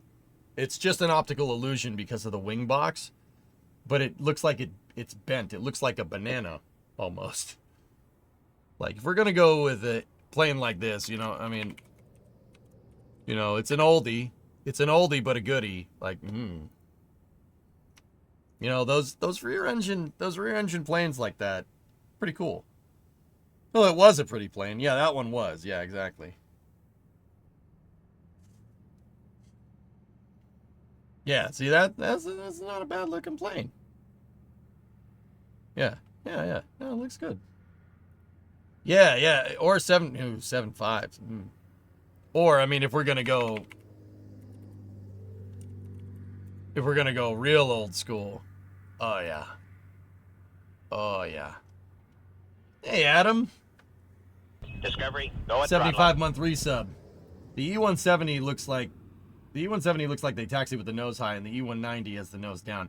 E190s never looked right to me, Natch. I don't know what that's about. E190s just look weird. And I'm not trying to hate on Embraer. I've flown on E190s. They're nice planes. They're nice enough. They get you where you need to go. And that's what matters at the end of the day. But yeah, I don't know. Something about it just looks weird. Like the engines are too small. But then again, it's a 190. Maybe I've just looked at too many A320s and 737s or something. And she wasn't that old either. It was delivered in 2008. That thing had like 10 more years on it. Yeah, well. Oh, the TriStar. Nice. Hey, Adam. Real quick, dude. E190 is my love, my first jet.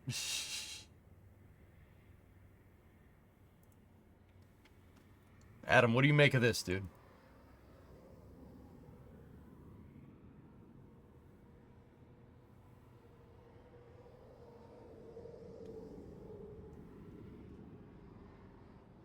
So the Beluga's your favorite plane, right? No. I saw this tweet, let you type.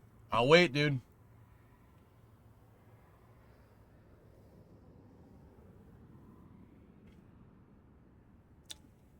Kind of weird how there's been 2 crashes involving CRJs in a short span of time.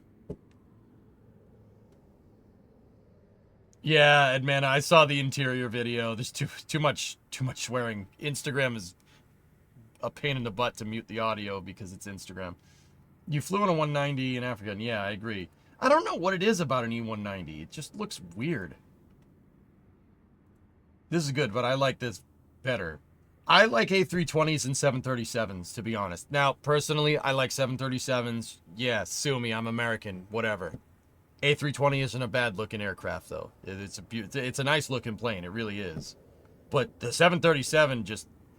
the nose on a 7.3 is just got some fighter jet vibes going on, right? Like, that's a 220? Oh, well, there you go. Well, it's just like... Yeah, man. 7.3s are pretty airplanes, dude. It's a shame that Boeing ruined their reputation. Because they are... I will say this now. I'll say this once, I'll say it again.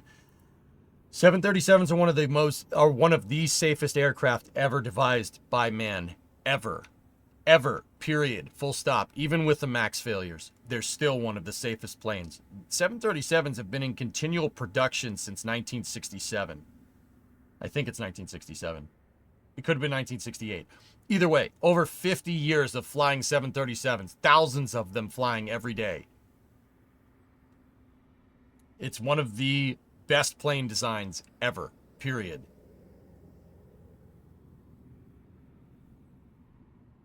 Like, I'm just sorry, you know, Boeing can screw off nowadays. Those, I don't know what the heck they're doing. I'd say like the 800 is, yeah, see, that's a pretty, I don't think that's a Dash 8. It's got the scimitar wing.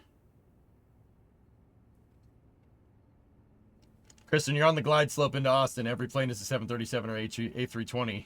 Kind of boring, honestly. Yeah, of course. Okay, Adam, what do you got for me?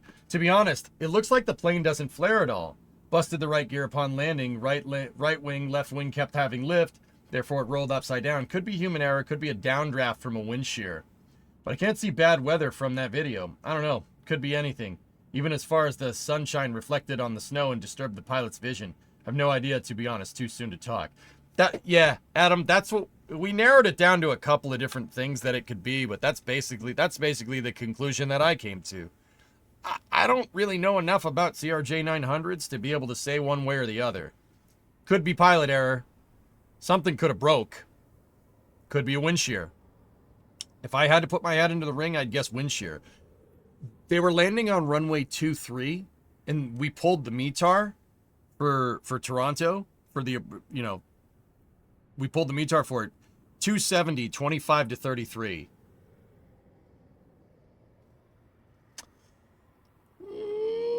I'm gonna guess wind shear. That would be my guess. Max and NG scimitar are different, but both have them. Oh, there you go. The flight data recorder will tell us a lot. Yeah, so I mean, that's kind of what I'm saying, guys. That, you know, you just kind of have to wait. But also, 737s are beast mode, man. Except for the MAX. The MAX can, yeah, Boeing can screw all the way off in that regard. But also, 737s are beautiful. I'm not gonna lie to you. I'm just sitting here looking at pictures of 737s. Oh yeah, Copa. I don't know what that is, but whatever. But you also don't see the airplane going steeper than the normal glide angle. You don't see a pitch increase that comes with a flare. Yeah, Adam, that's where I'm screwing up, dude. That's really where I was like, that's strange. Because, dude, you don't get that close on final. You don't get that close to touching down just to screw it up. Like, at that point, you're locked in. Like, the only thing would be a perturbance. Something weird, like maybe this swamp gas reflected off of Venus, like you said, or there was wind shear or something. Like, you don't, a pilot doesn't get that close to the approach just to screw it up. Unless something outside happened quick. You know what I mean?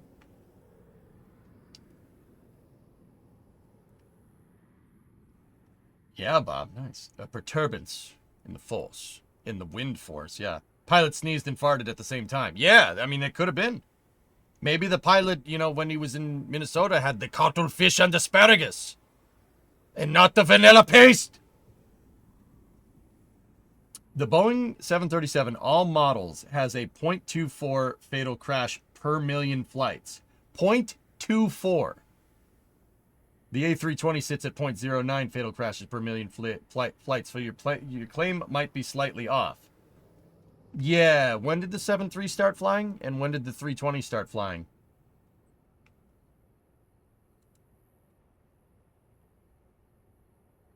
Why do you say Toronto? Like Mike Myers doing a Canadian accent. I don't know. Why do you say AutoZone? It's AutoZone, not AutoZone. I don't know what that is.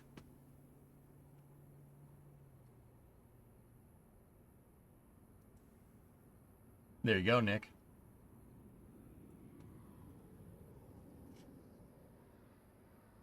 Yeah, Bob, maybe.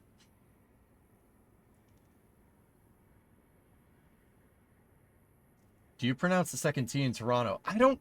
Now I'm wondering. Toronto. Oh, God. You know when you say a word too many times and it starts sounding weird? Roads. Roads. Roads. Roads.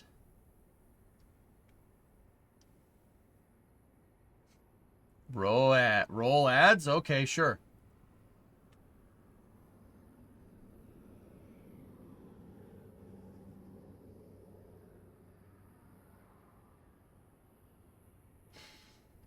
Oh, now I'm just gonna say that big city that's in Canada. Toronto. Toronto.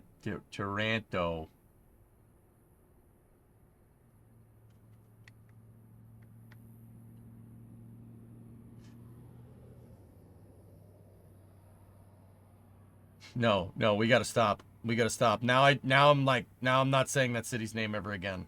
The T City. The Toro. Toron. Yes.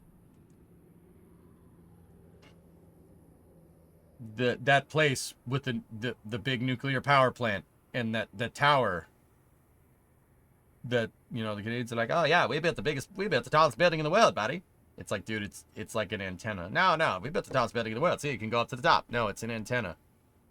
It's not the tallest building in the world. What are you talking about? That ain't no office building. No, buddy. Come on, it's fine, guy.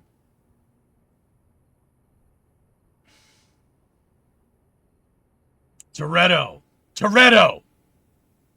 Canadians came into my house, disrespected my whole family. Sorry.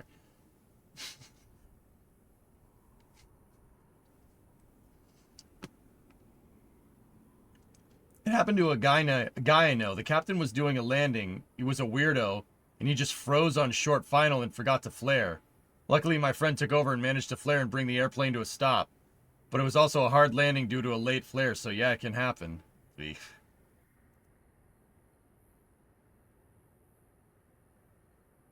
said family. Toretto? No, that's bad. I love Tehran. I've been there many times. Never will catch me in the CN Tower, though.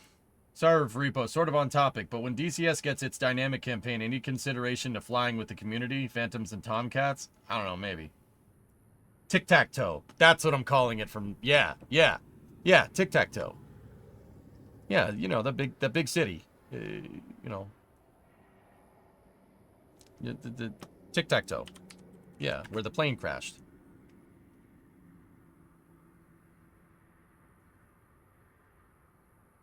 Approved? All right, cool. Oh, you mean yeah, YYZ. Yeah, and I'm gonna keep saying it YYZ because I know it pisses people off. It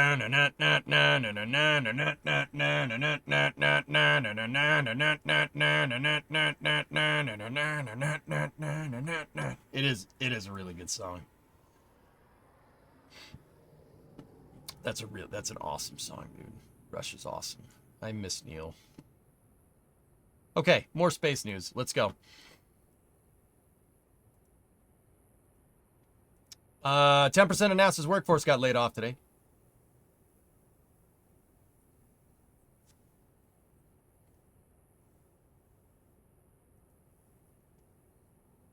Okay, next bit of news. The Blue Ghost mission, the Ghost Riders on the Storm mission. Yeah, got us some oh, can't play that. Got some really, really nice footage from the moon.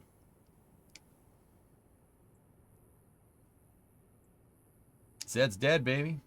Zed's dead. Yeah, so there was supposed to be something I'm not too 100% familiar with, but I guess 10% of NASA's workforce was on the chopping block today, and then we were miraculously saved at the 0 hour by some gigantic space fish thing. They'll print any kind of stuff in these magazines. Thanks, Elmo. What did Elmo do? Oh, that... Really? Elmo? That's what Chris, that's it? Elmo? What about Melon? Melon is way better. I like Elmo.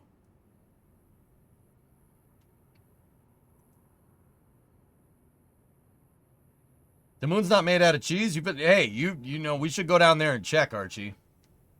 That's right. Elmo goes in the square hole.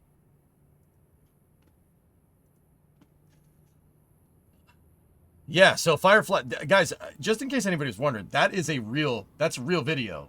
That's real video coming from the moon. That doesn't suck. That's pretty good. I mean, keep in mind this is a good ways up, but Captain Melon Farmer. You can, yeah, that's better. I've gone and done the maths to figure out if the 737 or A320 is safer. 737, 21,136 days operational, 0.011 hull losses. A320, 13,877 days operational, 0.002 hull losses. So mathematically, the A320 is safer. Thanks for attending your TED Talk. All right, Natch, we're going to play a game. Do you know what it's called? It's called This Is Where EJ Moves the Goalposts. Would the A320 even exist if it wasn't for the 737? I think not. Boom! Boom. So therefore,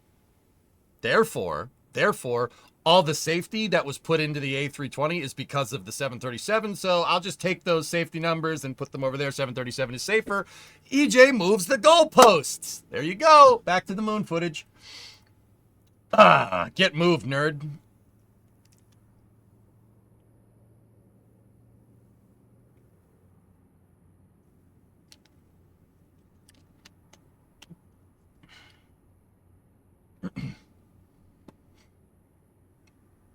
America wins again, baby.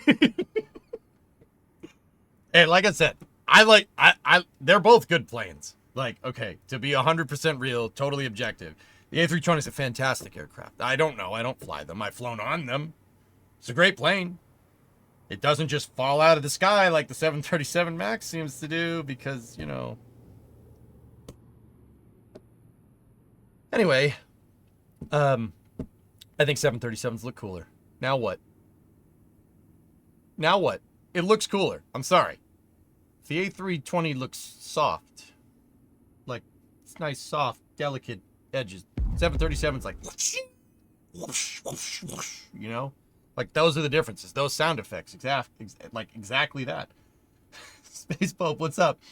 Would any of the Boeings be safer if it wasn't for the Comet taking the L? You lose! Good day, sir! You know what? At least we don't admit that the A320 is better. I'll concede to the Comet. I think the Comet's a cool aircraft. There you go. Yeah. So, there. Now what? But the Comet has a pressurized cabin. Tessa? Comet had a pressurized cabin. Boeing invented the pressurized cabin. You want to play this game? You want to play this game? Did you talk about that in Space News? Last. What's up, Adam? I'm too busy trolling chat. Don't know if you discussed it days ago, but the Azerbaijan Airlines 8243 that was shot down by Russia flew an hour and 15 minutes with differential thrust. Oh, dude. Adam, I know about that. I watched it, dude. Those pilots, man. Talk about giving everything you got, but I don't cover airplane crashes where people get hurt or people die. I have a problem making money off of death. I have a big problem with that, at least in this avenue here, right? Not that there are other avenues that I have where I do that. I just for the stream, it's not right. It doesn't feel right. So I don't. I did, however, see that crash, which just, there's only so much you can do when you have total loss of control. There's only so much you can do. It's like, there's only so much, man. Like,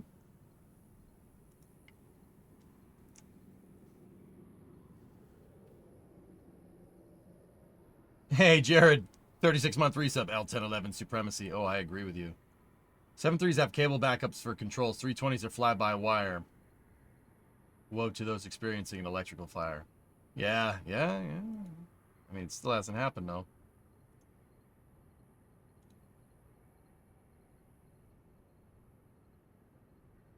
Oh, geez, Vargon. That's no good.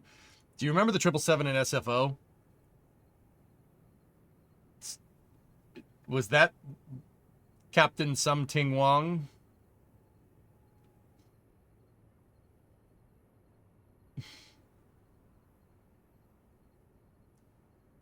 Is that Captain Something Wong? Is the Space Pope twitching? Yes. Yeah, that. Oh,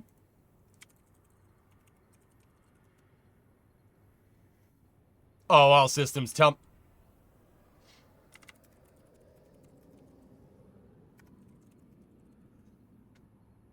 Dude.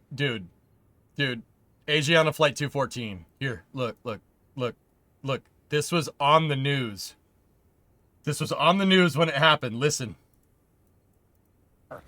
We have new information now also on the plane crash. KTVU has just learned the names of the 4 pilots who were on board the flight. They are Captain Sum Ting Wong, Wee Tu Lo, Ho Li Fook, and Bang Ding Ao. The NTSB has confirmed these are the names of the pilots on board Flight 214 when it... Nope. Nope. That was not the pilots' names. Nope. That's what Natch was talking about. Oh, no.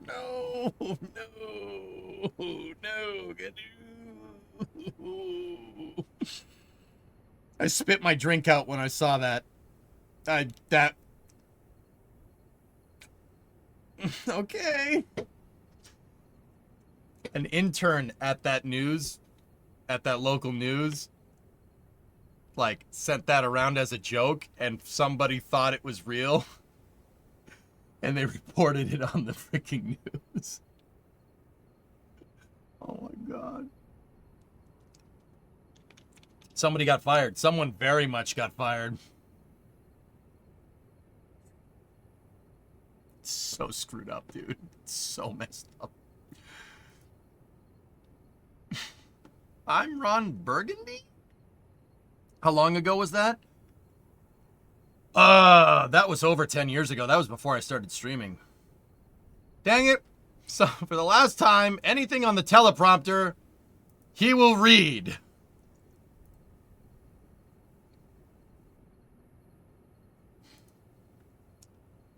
It's screwed up, but it's funny. I think the part that I find that the most funny isn't the Something Wong part. Like, that's messed up. The reporting it on the news unironically and then saying, oh yeah, this is the NTSB, they said this. Like, that's the part that makes that funny to me. Like, oh yep, confirmed. Like, no one thought to look at this and be like, maybe that's not the names.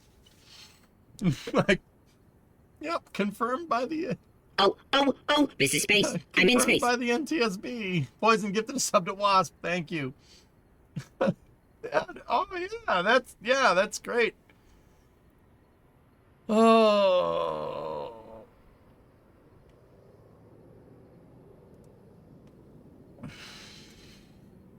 He'll read anything on the dang teleprompter. Yep. Wasn't it an intern at the NTSB? I don't know, Jim. Was it? It was so long ago. I thought it was somebody working at the local news station. If it was somebody from the NTSB, that makes it even funnier. Oh!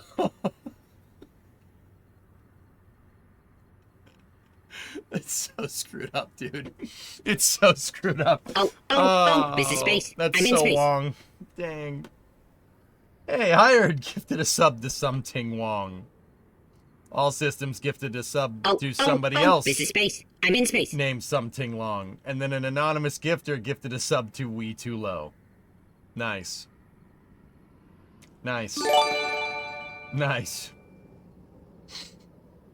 So fricked up, dude. So messed up. Creation, what is this? This is space. I'm in space. Oh, dude. Yeah, the one at Hollow. Yeah. Nova gifted a sub to Holy Fook. It was the NTSB intern? Oh, that makes that story better, dude.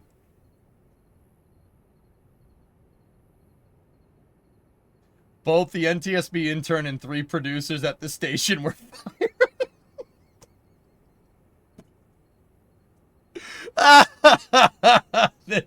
You know what? This is space. I'm in space. That's even better.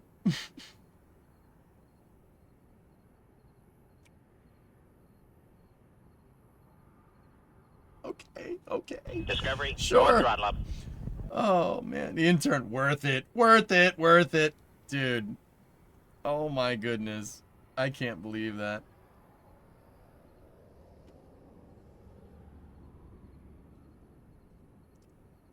Oh. Imagine telling that story at a bar. No one would believe you.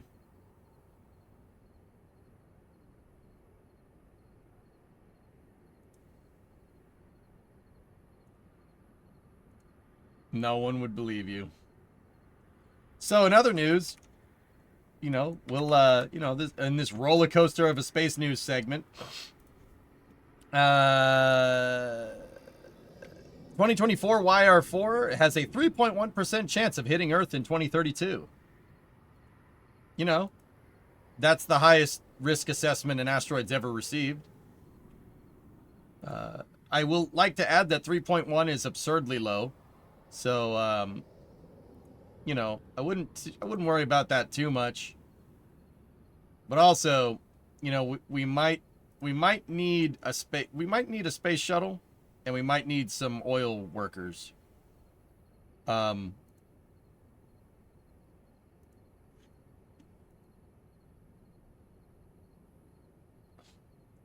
Hydra, 43-month resub. Thank you. All of them 1,000% said it was worth it for sure, Archie.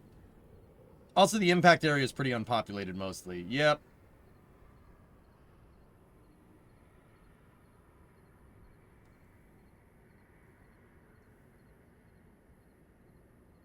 One in 32. All right.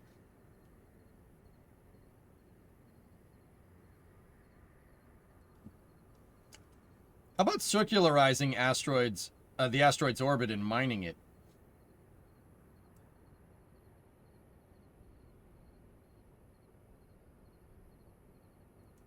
Would they actually tell you if it was a high chance? Yeah, I mean, 3.1 is a pretty high chance, Johnny. Sure.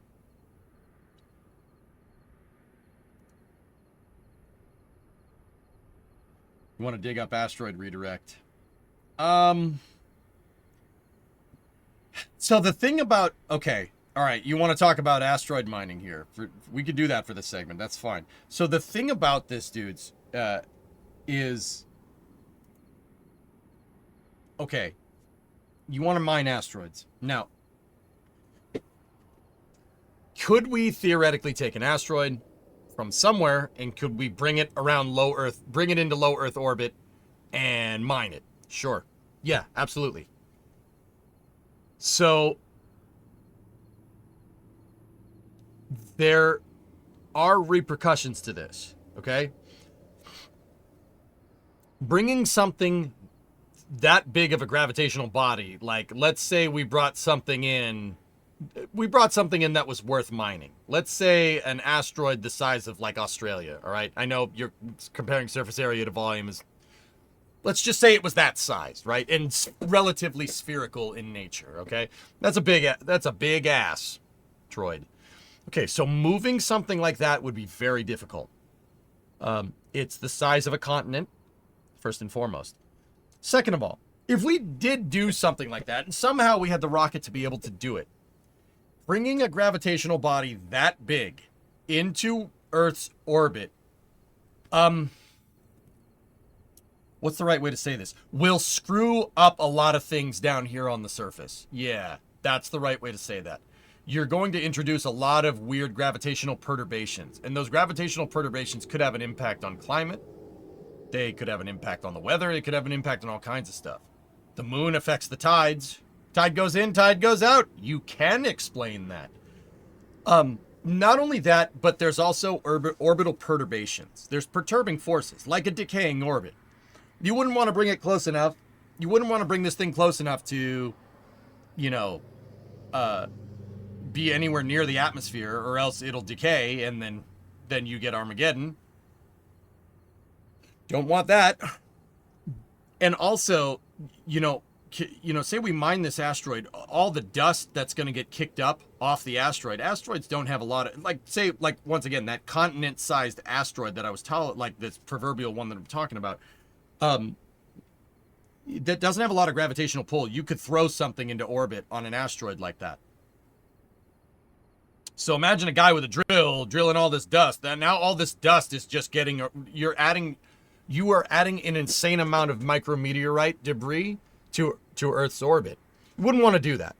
If we want to redirect an asteroid, maybe redirect it around the moon.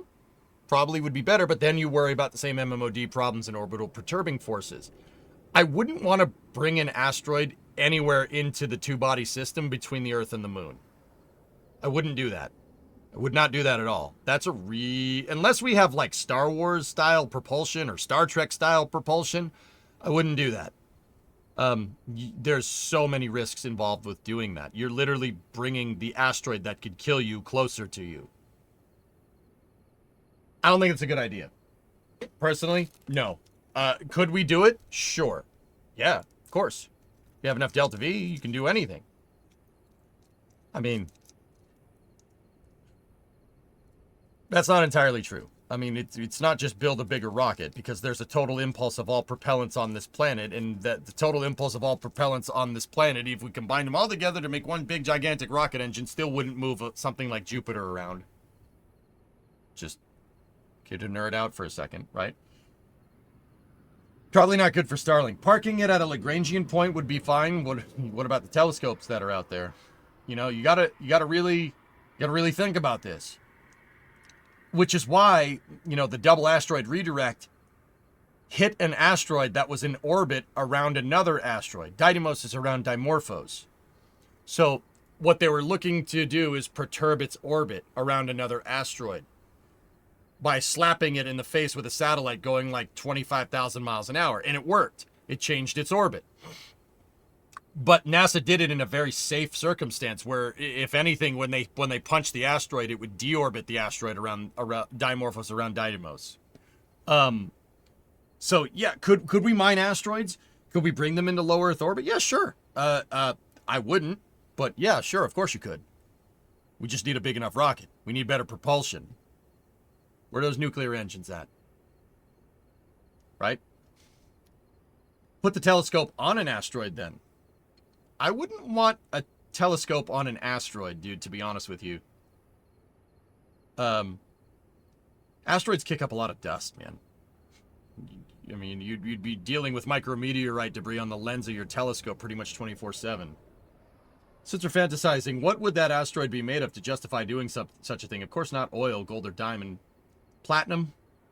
But Adam, that's the thing. There really is no justification to do that. Why? If you're making something, and this is what we talked about this 2 weeks ago on NSF with asteroid redirects with me, Jack, and Sawyer. This was a flame trench from 2 weeks ago. Flame Trench is 5 p.m. on the NASA Spaceflight channel. It's also restreamed here on Twitch. It's a talk show that I have with my buddies over at NSF, and we talk about all kinds of cool stuff. It's kind of like this, but with 2 more people, and funnier. Anyway, we talked about asteroid redirect on Flame Trench, and Adam, here's my thought. All right, so if you have a rocket that is big enough to move an asteroid that is worth mining to the moon's orbit, let's say the moon's orbit, you're overlooking the fact that you have a rocket that has ridiculous amounts of delta V to begin with. You'd be better off just sending that rocket with mining equipment and then sending it back. If you have enough to redirect an asteroid of useful size, that rocket would be better used, right? That rocket would be better used going to the asteroid, mining it, and then coming back, rather than trying to grab the whole thing and bring it here, right? I said what I was talking about on Flame Trench at the time was the fact that if we figure out a viable pathway to get to Mars, that means we have a rocket that's good enough to get to Mars, like Starship, for instance, or, you know, maybe a retooled SLS or something, or Saturn V, whatever, right? If you have a rocket that's good enough to sustainably send people to another planet, you have a rocket that's good enough to redirect an asteroid. You have and in that regard, you know, you have a space program where you don't need to wait around for an asteroid to come to test your theory. You just have a Starship. You know a Starship works. At that point, when an asteroid like YR 2024 does come near us, right, we have a vehicle that we know is good enough to be able to get to and from the surface of Mars. If we have a vehicle that could do that kind of delta V profile, dude, honestly, send a Starship, crash it into the asteroid like you did with DART. That'll redirect it. Easily redirect it. Yeah. That'll easily redirect the thing, you know? What about mover plates? I don't know what a mover plate is, Dunstan. What about aerobraking? I would not aerobrake an asteroid around Earth. You are crazy if you want to do that, Creation. Like, that's not even like, oh my gosh, we could maybe be able to do that. Dude, you're introducing an asteroid. Like, you have an asteroid that's getting close enough to the Earth to get inside of the atmosphere, or at least get near it. I don't know why the heck you think in any way, shape, or form that that's a good idea.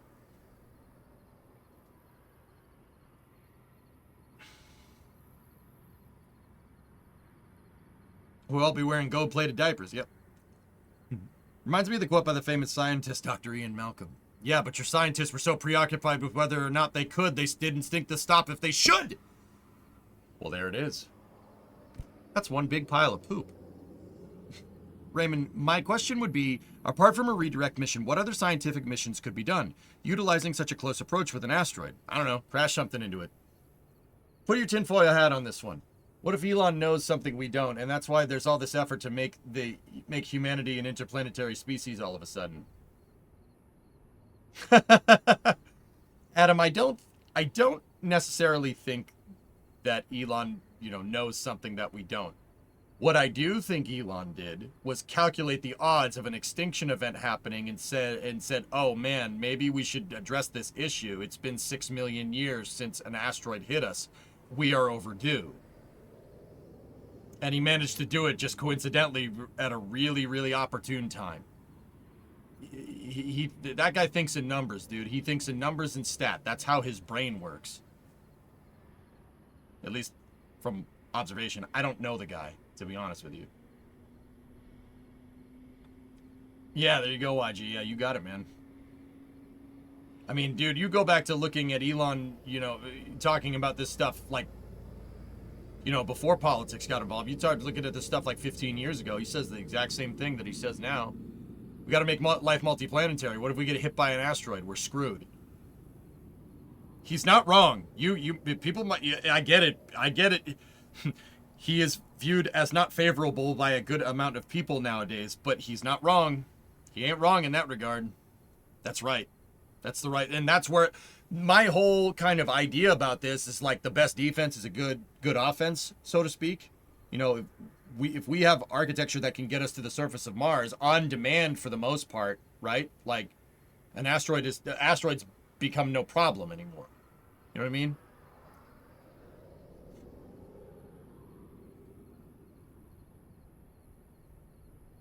Did I say 6 million? 65 million. Chick Lex above. That's what I was talking about. We haven't been hit by an asteroid in a long time. We're overdue. Yeah, Duckman, there you go. Don't give him any ideas.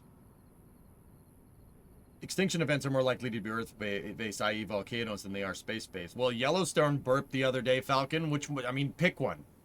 Personally, I like the asteroid. If we have to pick between Yellowstone blowing up or getting hit with an asteroid, or like the potential to mitigate getting hit by an asteroid, I'm choosing the asteroid. You can't really control that first one, can you? By the way, something really big did skim Mars as best as we can tell and passed close enough to strip its atmosphere off. It's a current theory. Sure. This reminds me of how the mid-60s there was a detailed study done on how to redirect a very large asteroid if it were on course impact from Earth, and they concluded that they could do it thanks to the infrastructure being built by the Apollo program and how many Saturn V's were in production. Have a large, well-run space program, it gives you adaptability for that sort of stuff. Bingo! Bill, that's exactly what I mean. That's exactly what I'm talking about.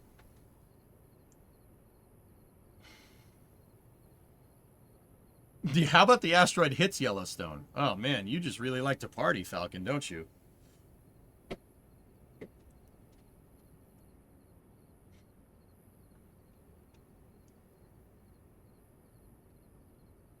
Carrick, what did you say, buddy? Yeah, there you go, dude. That's a good point. Well, there's something for SLS to do. See, guys, well, yeah, Steve Reed, there's something for SLS to do. That is the point that I'm trying to make with, you know, running cover for SLS and saying getting rid of it would be a really bad idea. Why do you want less rockets? This is a very case scenario, a very good case scenario of why you would want more super heavy lift rockets than less. All right? Because if they use SLS to go and slap an asteroid, and I would argue it's better equipped to do it than Starship is. Yes, you heard that right. A one-launch expendable vehicle is better at intercepting an asteroid than something that needs to be refueled a bunch of times. Am I wrong? Look, man, if an asteroid's coming, we're going to have to... You don't have a lot of time. And now, don't get me wrong, if Starship gets to a technology readiness level and maturity where you could just launch it every couple of hours, then yeah, sure. All right, it doesn't really matter at that point. Do we really think that's happening in 2032? Maybe. It's possible. But why risk it? Why risk it? Why would you do that? In this particular case, if we're talking about super heavy launch vehicles to save us from an asteroid, having more rather than less is a really good idea. This is why I say what I say about SLS and why it needs to be ramped up and not ramped down. Because more rockets, more better. Jack is not wrong. SLS uses really old rocket technology. That's correct, Journey. That is not reliable. That's very incorrect, Journey, and is very expensive. It's only expensive because you don't use it a lot. So, you know, you kind of got halfway there. What's the perigee speed of the asteroid? I don't know, Adam. I know it's something really, it's fast enough to not capture, so we're talking something above 20,000 miles an hour. I'd say probably like 32, 33,000 kph. That's just a huge guess. I'd have to see what its aphelion is. Yeah, Woody, that's what we're talking about. Falcon 9 has plenty of payload capacity / Delta V to redirect. Sure.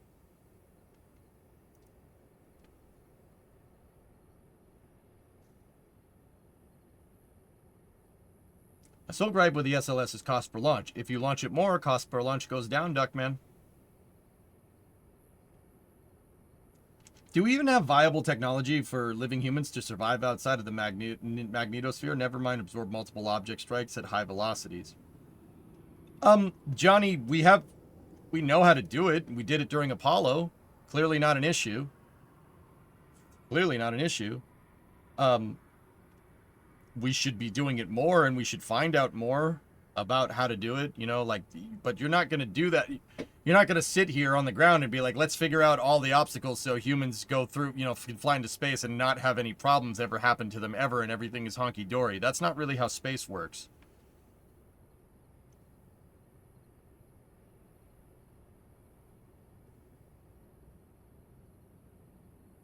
Like, yeah, it's something we don't know a lot about, but the only way we're going to learn more about it to mitigate these problems is to do it more. Does that make sense, dude? Speaking into SLS, when is the next launch scheduled? The time o'clock? I know, EJ, 75% of the cost is development and bureaucratic overhead, not actual production cost. You got it, man.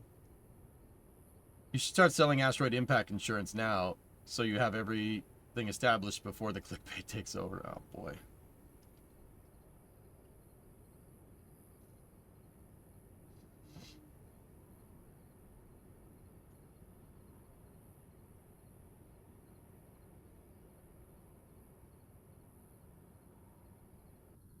Damn, Karabek, that's crazy. The asteroid would release the energy equivalent to 7.8 megatons of TNT, 32.6 petajoules if it were to impact Earth at its predicted velocity,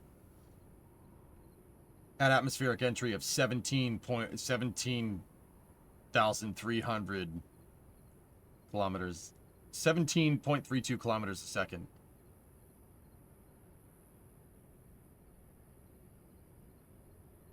So, Adam, for in this regard, 7,600 is orbital velocity. So this thing is 2 times orbital velocity. Like I said, very eccentric. It's a very eccentric solar orbit. If I'm from what I could tell from what you just said. Well, actually, it's not. It really depends on its not longitude of ascending node. Injection angle. That's what it is. It depends on the injection angle. But yeah, that's fast. So, yeah, that's quick. Yeah. When's the Isaacman hearing? Don't know. 7 megatons is nothing. Yeah, that's not too bad. I mean, it'd be like a. I mean, this asteroid's actually pretty small. 2024 YR4 is small. It's not Chicxulub, that's for sure.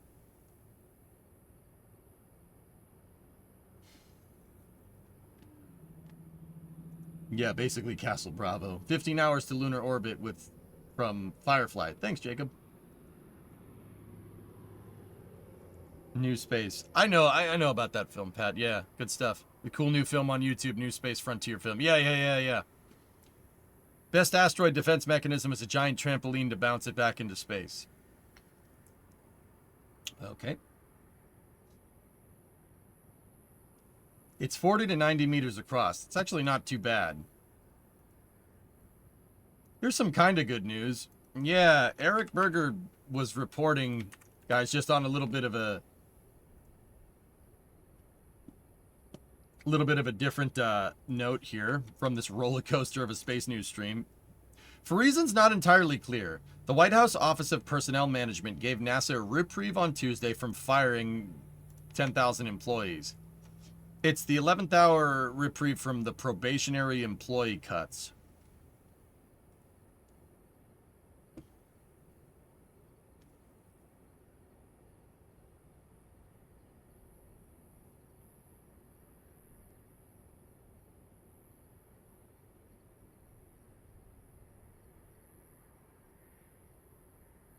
$1,000, not 10,000. Yeah, my brain's confusing numbers. 10% of NASA's workforce, 10,000 employees. Oh, this is space. I'm in space. Be Pat, give to the sub to Echo Zeppelin. There you go.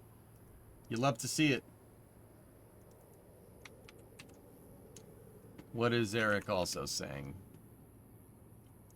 NASA has not said anything publicly, but based on multiple sources, this is true. NASA's probationary employees were not terminated today. No reason has been given, although a couple people suggested that Jared Isaacman may have asked for a reprieve. That is unconfirmed.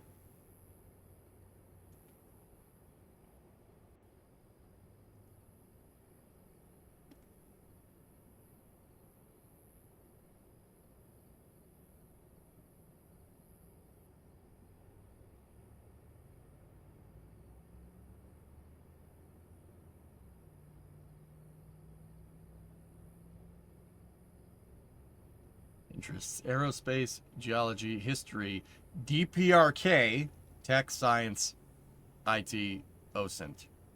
But that one is not like the other ones. That one's not. I really shouldn't say nothing. I have a wide variety of interests too. Not there. One of them is not North Korea.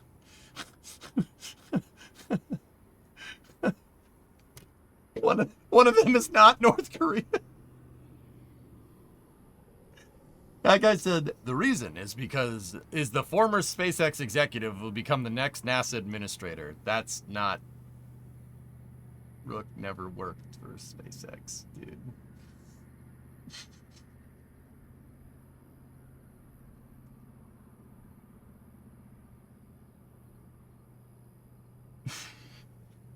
Now, NASA's transition team did hire a SpaceX employee, a high-up SpaceX employee. His name's, I forget his last name. His name's Michael. I forget the dude's name. for the transition team. Janet Petro hired him. So I'm pretty sure he's confusing that dude with Rook, but whatever. So did they cut 10%? No. Nope. NASA was spared. No probationary stuff in NASA, guys. And once again, this is good news, dude. And this, once again, like, okay, I'm not trying to say, like, I think I see the play here, but I think I see the play here. Why would they do that? Why would they want to retain personnel? They want to retain personnel, two things. First and foremost, firing people at NASA isn't firing people at any other organization. All right, I can't speak to the other federal agencies, but getting rid of a lot of people at NASA is not fixing NASA. That's not fixing it. This is what I've been trying to say for the last couple of months. Well, basically since November. Gutting NASA is not the solution. That's not how you fix things. And I know that in this day and age, you know, and once again, this isn't me trying to ram politics down anybody's throat. Please relax. You know, with what Elon is doing in that government efficiency office, et cetera, right? It very much seems like it's like, oh, I don't like that. That's fraud. That's it. Just get rid of it. Get rid of it. Get rid of it. Get rid of it. Fire sale. Get rid of everything. We don't want that. We got to stop spending, et cetera. Now, there might be some truth to that. I don't know. I'm sure people have something to say about it. Once again, I'd like to remind you, I don't give a what you think about this. With that all being said, can't do that at NASA. That doesn't fix the problem at NASA. And if I was willing to put my finger on it, I don't think it would solve much at other places either. But I don't know anything. I can't speak to those other federal agencies. I can speak about NASA. I am well qualified to speak about that. Gutting NASA and firing 10% of its workforce in the name of efficiency doesn't fix NASA. That doesn't fix anything. You got to remember, the whole idea of this is to fix things. You know, people like to conflate it with just, you know, you're spending money on stuff I don't like. The whole idea is to reform and fix the federal government. Now, whether you think they're doing that or not, once again, I don't care. Do you think I want to talk about this on stream? No. But this does feed into what I'm thinking. Gutting NASA, defunding NASA, that's not fixing it. That is ruining. That is making it way worse. And I think we can all agree on that. And it seems like somebody knows that somewhere. Somebody knows that. Somebody in a very high up position knows that a lot.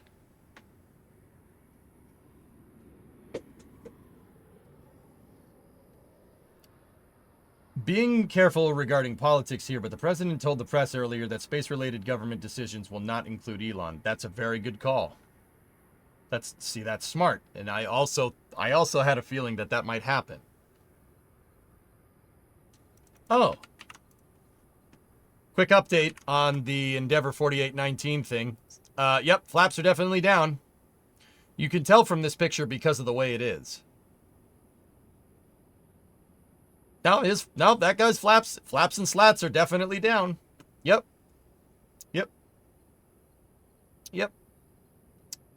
Yeah, that's good to know.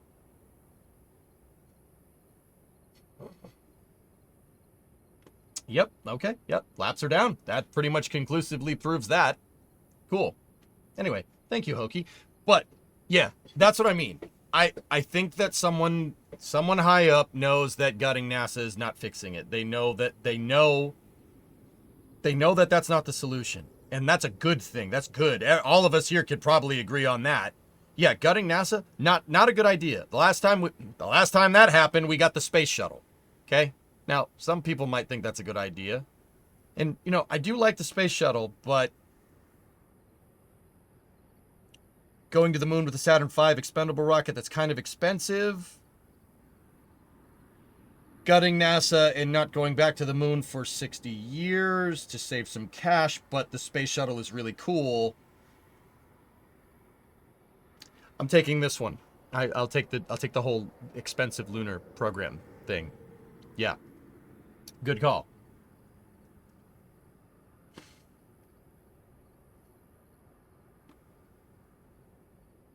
See, the right gear collapsed. Yeah, Yeah, it definitely did, Adam. Yeah, it broke that wing completely off. Sir, you can't park here. Yep. Expensive lunar programs are always good. And once again, like I said, guys, if they're not willing to gut NASA with the probationary stuff, that tells me that there are ulterior plans there. I could be looking into this. I could be reading into it too much. I doubt it. That tells me that somebody high up in the executive branch knows that just gutting NASA and relying completely on commercial is an extremely bad idea. So that bodes pretty damn well for what I'm thinking. That's good. I think that's good news. I mean, either way, it's great news because, you know, NASA didn't lose 1,000 people and 10% of its damn workforce.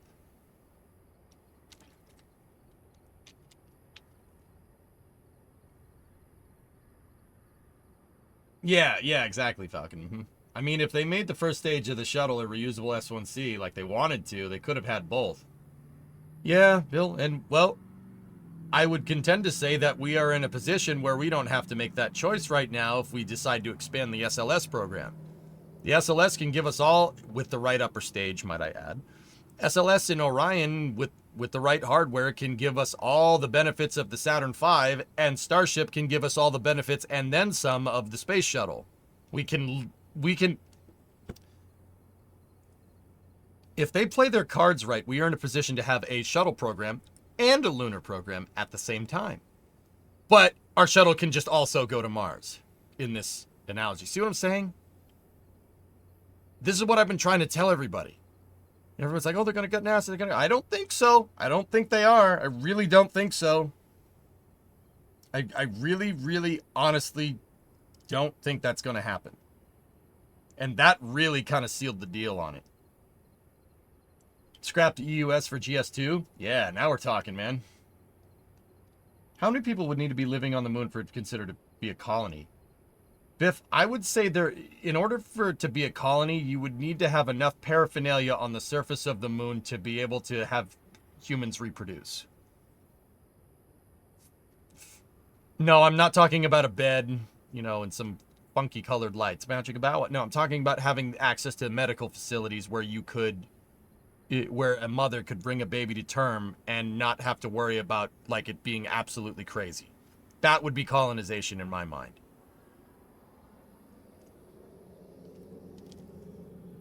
Magic about, well. Anyway. All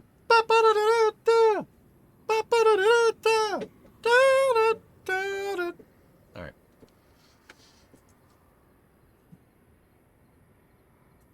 That would be my guess. The correct answer, which I think breakthroughs that are looking to run up Doge cost saving them as quickly as possible. And the permission to do this no rights.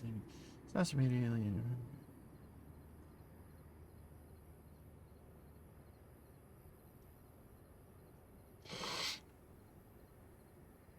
I think we need to do tests about low G and zero G reproduction. Yeah, spoiled.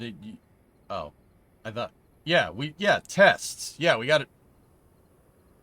Yeah, we should do some tests, you know, in zero G, you know, for, you know, microgravity reproduction experiments.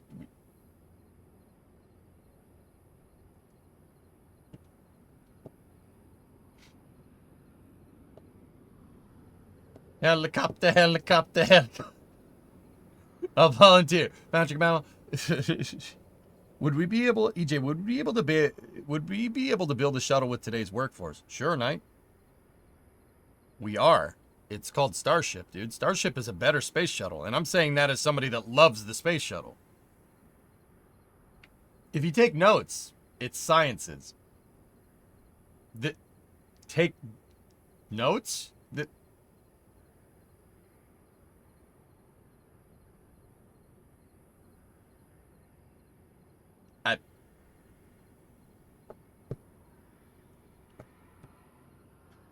Is the landing gear hydraulically driven and locked out? What is the locking mechanism? For landing gear? I don't know on the CRJ, dude. I have no idea. Oh, sure. Now you're judging me.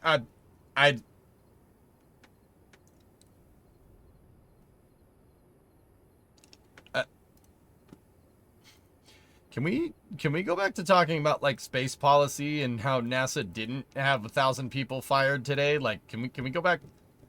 Can we go that techno? You need 1,000 genetically different people to sustain population, and minimum more or better. Yeah, that's what I'm saying. Like, it needs to be a high number, enough to have enough.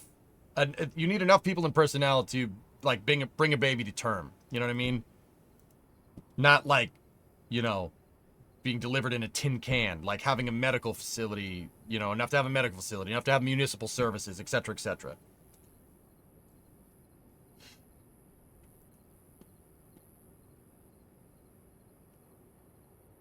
Eric suggests in the article that Jared wants to have input on who to let go and that the cuts will occur at some point.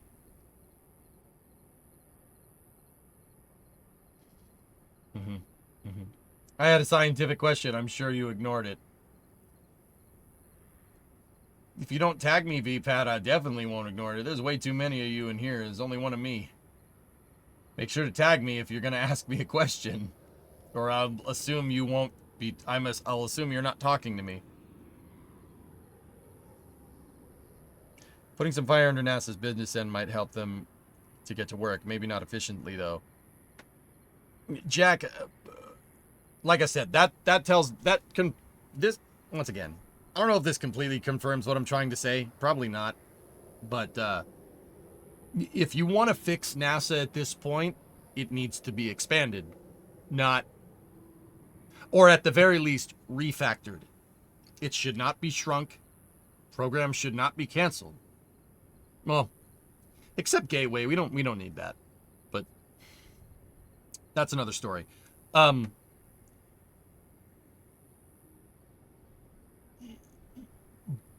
You don't... NASA has a huge budget. It's almost $24 billion. You know, a good chunk of that goes to human exploration. It's not the money. It's not the money. The money ain't the problem here. It's the program. It's how the program is set up. It's accountability at NASA. That's the issue here. You want to fix NASA, cutting it and laying off people is not the solution. That was the last administration's solution. And that, I don't like that. Yeah. Canceling programs, pulling Viper, getting rid of Chandra. So getting rid of Viper, getting rid of Chandra, delaying Artemis 2, laying off like 800 people or something from JPL, whatever that number was. It was a big number. I don't know what it was off the top of my head. The 800 is embellishing. I have no idea. It was a significant number. Okay. That ain't no solution. That's not fixing any problems. You know?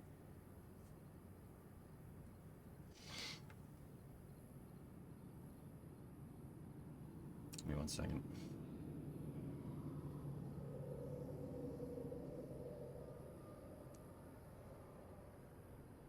Discovery, go at throttle up. My question would if farts smell different to last longer in space stations, do they get filtered? Funny, but I'm curious. They don't smell different. They smell the same, and they get filtered. The ISS has a draft in it, basically. They have to circulate the air because gravity won't do it for you. There's no weather on the space station, right? But there is ventilation. They have a draft going in the space station. So like wind blows in the space station. It's not a lot. It's just enough to move the air. Because if you don't keep the air moving, BPAD, it gets stale, and stale air can kill you in space because you'll just be floating along and then you'll just find yourself in a cloud of your own breath and you die. You don't want that. You got to keep the air moving. So farts smell the same. Do they last longer? No, they probably last a lot less. Unless you're downwind, in which case, good luck to you. Chris, 101 month resub. Thanks, dude. And then you BPAD gifted out a sub a second ago. I do appreciate that. Thank you. You know what I want to see at NASA? NASA Skunk Works. And I don't mean the X-Planes program. I mean rocketry. I want to see work on nuclear engines, SSTO, wild stuff. Yeah, I agree, Raymond. I agree. Spoiler alert, they already do. They do a lot of advanced propulsion research. They just don't tell anybody about it, which is just the biggest L I can think of. They're working on rotating detonation engines at Marshall. They're working on RDEs. They just never ever post about the stupid things, which is really annoying.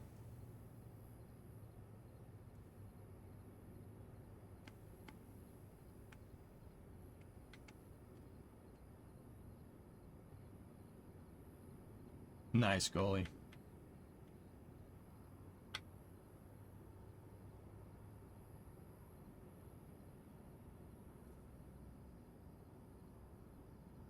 The NERVA program is reactivated, dudes. The Department of Energy is working on it with NASA, and I believe it's Marshall Space Flight Center as well. They're working on it in Huntsville. How goes the discussion? Anything interesting? We concluded that the CRJ 900 that crashed yesterday did have its flaps down. Sea Kraken? Yep. And NASA survived the huge government layoffs that were supposed to happen today. An asteroid has a 1 in 30, asteroid 2024 YR4 has a 1 in 32 chance of hitting this planet. So, you know, that's good. Firefly's posting some really awesome pictures from the moon.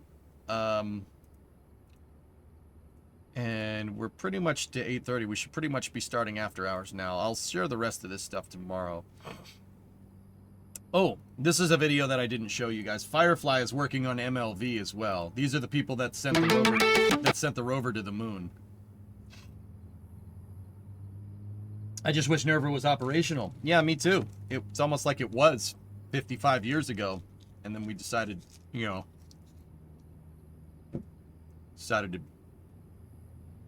we gotta fix problems down here.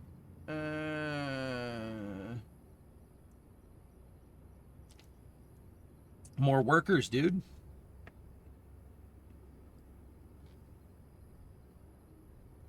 Yeah, X-37B is beast mode, Johnny. What a cool plane.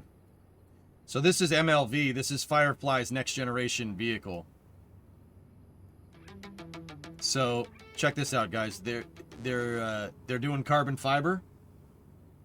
First stage locks and propellant tanks. They're doing carbon fiber, and they're winding carbon fiber on a mandrel. This big metal tube right here, they quite literally spool the carbon fiber on this mandrel, right, in the shape that they're trying to make. And then they cure the dang thing, and then they slip it off the mandrel. And it leaves a cylinder. It leaves it, whoa. It's a cylinder. No, Chad, it's a cylinder. It leaves what's called a barrel segment. That thing is, yeah, like I said, carbon fiber, wound. See? Like spools on a sewing machine. It's a cylinder.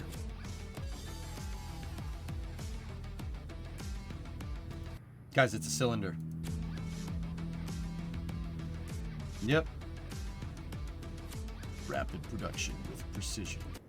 So that is a skirt, a forward skirt on the tanks. So like the dome of the tank would be in here.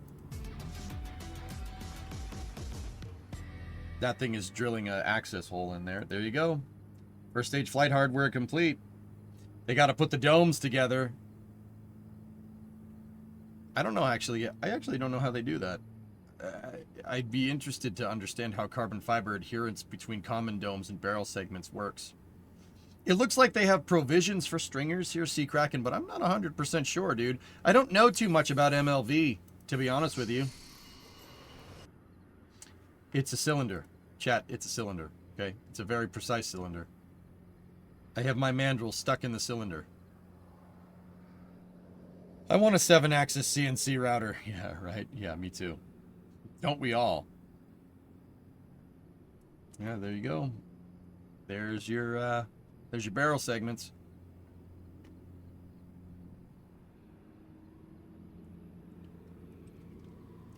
Where does the barrel segment go? That's right, it goes in the square hole.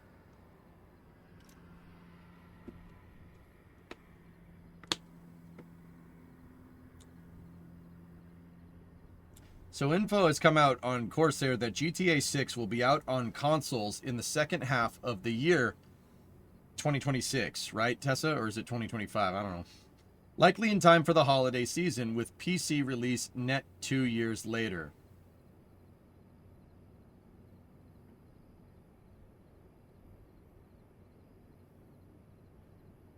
GTA 6 comes out this year? 2 years for the damn PC version. That's par for the course with Rockstar, guys. Sorry. If I recall correctly, the new Firefly vehicle will have RTLS capability. I do believe MLV can boost back and land, Aiden, but do not quote me on that. There's so many dang small vehicles nowadays, I forget which one is reusable and which one isn't. I'm dead serious. Off the top of my head, I don't know. I'd have to look it up. Is Rockstar trying to compete with Boeing? Oh, that's bad. Electron, you're not buying a console for GTA. I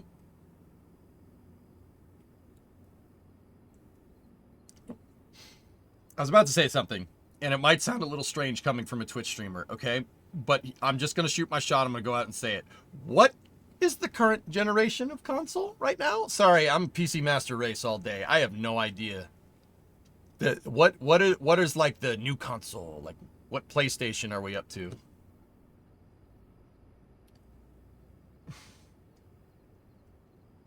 Xbox Series X and PS5. Gen 9. I saw October 24th rumored as the launch date for GTA. Yeah, Tron, that's usually where I was up to until now. They're competing with Bechtel, aren't they? Well, guys, if we're going to cap off, space news like this, dudes, like, okay, straight up, GTA 6 is going to be nuts. I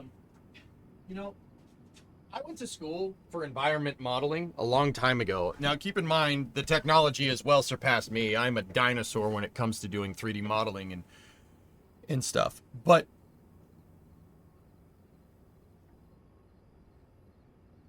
I will say this. From what I can tell from the trailer, that map is gigantic. Like, we're talking a couple orders of magnitude bigger than GTA 5, from what I can see. Just from the trailer. Like, it's a big map. Think like GTA 3 to San Andreas. Difference in size. It seems like it's gigantic. Once again, I have no sources for this. I have no sources. I don't know any. I mean, I do know people at Rockstar. I'm part of the Rockstar community content creators thingamajigger, but I have no insider information. No, and even if I did, Rockstar wouldn't share it with me. It seems like it's a really, really big map, like really big. This is the Vice City mapping project. What? The Vice City mapping project? What the balls is this? Like, from what I can tell from the trailer, and I did break down and review the trailer when it came out. We couldn't listen to Tom Petty, which sucks, but what is this?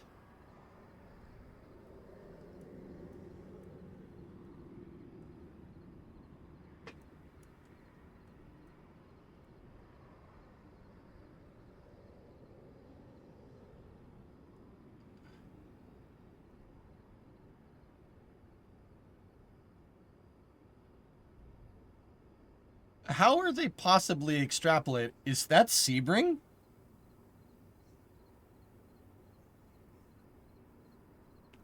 I mean, that's what they did with GTA 5, Tessa.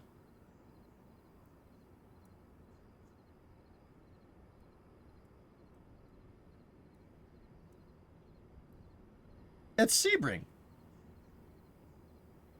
Huh.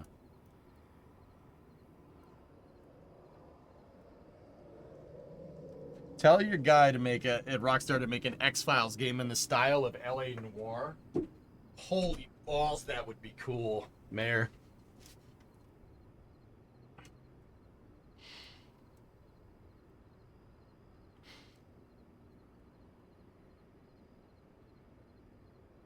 How did they possibly extrapolate this information? Is this all from just analyzing the trailers? Hey, G-Funky, 38-month resub. Thank you. Is this all from looking at the damn trailers?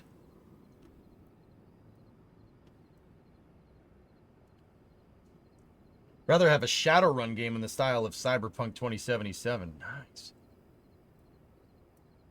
Probably blended references in Vice City. Please let us know in advance. Sebby, I have no idea. That's why I asked. Where's the rockets? Well, that's what I was looking for. I mean, how could you possibly know what's up there? Like, there was a massive leak of 100+ gameplay videos in 2022. Oh, I didn't bother looking at those, dude. I don't want it spoiled for me, but then again, we're looking at this map right here, but... Interesting. Is there a space coast? I hope there's a space coast. Mix of analysis leaks and internal info. Well, here, let me share. I never saw the leaks, guys, to be honest. Here.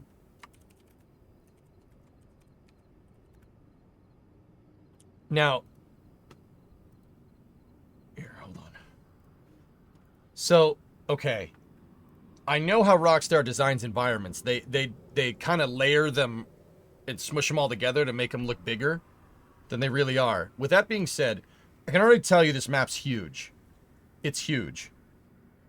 I can tell you that just by the buildings in the background, because you do see those buildings a little bit later in the trailer, okay? Like, you see them from different angles. So, like, if, okay, for instance, so that's, I forget the main character's name. I don't really care. If you look at that first shot, the prison is right there. See all the towers for the prison? So there it is, and there's some oil drums in front of it, right? And then there's a highway, and then there's a train bridge over there. Like, this is not, like, skybox stuff. This is all on the map, and, you know, there's the, whatever her name is in the dang prison. Right? And then, if you look, see those buildings over there?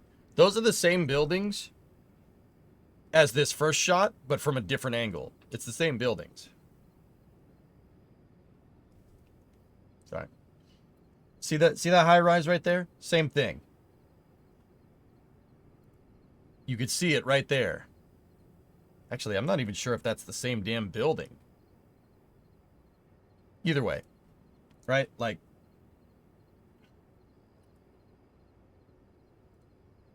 dude, like, if that is the same building, this map's gigantic. It's freaking huge. So there's the Everglades right there. That's cool. There's what looks like South Beach.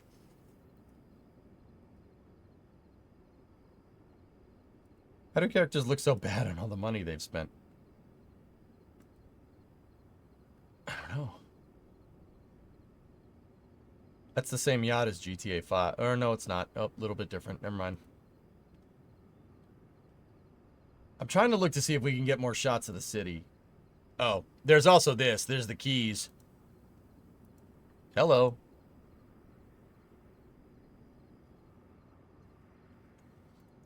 Dude, even that shot of the keys, like, this is not, it's not like they're gonna do loading screens or anything, right? Oh, there's an aerostat right there. Neat. You know, it's not like there's gonna be a loading screen like Vice City where you had to load one side of the map versus the other. Like, how many square miles are you looking at in this picture alone? That's got to be at least 2 to 3 square miles. Right? That's a huge play space. And this is just the keys, right? The ships are on the wrong side of the channel. Nice. Like, once again, you could... nice. You could tell just from the trailer that this map is freaking-gantic. It's huge. Also alligators.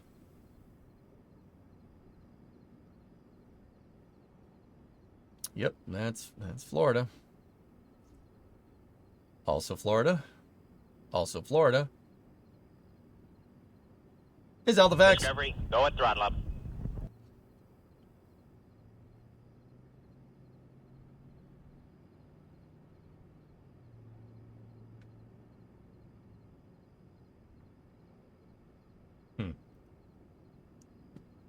It's a lot of Florida. But see what I'm talking about? Those buildings in the distance are the same buildings that you basically see over here. Which, once again, you know, how much play space is in this picture?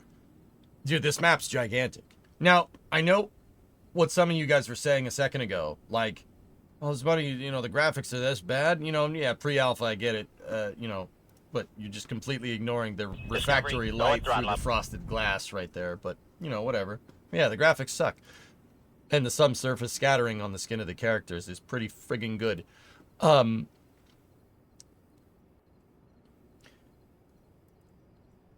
If I had to guess, right? If I had to guess, you know, the graphics kind of look just upgraded GTA 5 graphics, right?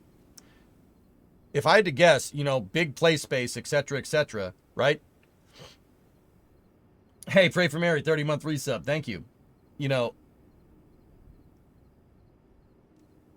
Rockstar with GTA 6 is focusing on scaling. It wouldn't be the first time they've done this, right? GTA 3 to Vice City to San Andreas. I mean, Vice City was smaller, but you get the idea. You see what I'm talking about? GTA 4 to GTA 5. Big scale up in map size, right? If I had to guess, you know, going, you know, from the original GTA 3, which is the first 3D one, then Vice City, then San Andreas. San Andreas was really focusing on the scalability of the whole thing, right? That was like your theoretical maximum for what you could do with the Rockstar game engine, version 1, or whatever they put GTA on in the original thing. Now, when GTA 4 was introduced, right, it's Rockstar's advanced game engine. It's called Rage, right? And then GTA 5 worked on upgrading Rage in the same exact way that GTA Vice City is an upgrade from GTA 3, despite being a smaller map size. If I had to guess, GTA 6 is going to be very much like what San Andreas was for the first, you know, for the non-Rockstar advanced game engine. It's probably going to be focusing on scalability, which is why the graphics don't look that much better. I mean, they're still pretty damn good, if you ask me. But trying to take something that graphics like this that you can seamlessly load in real time over like a 40 or 50 square mile map easily, that's as detailed as this one, is something that's going to cost you a lot of money. You really have to like quite literally reinvent graphics rendering. I mean, dude, even this scene's nuts. This scene is unheard of. This would kill your computer in GTA 5.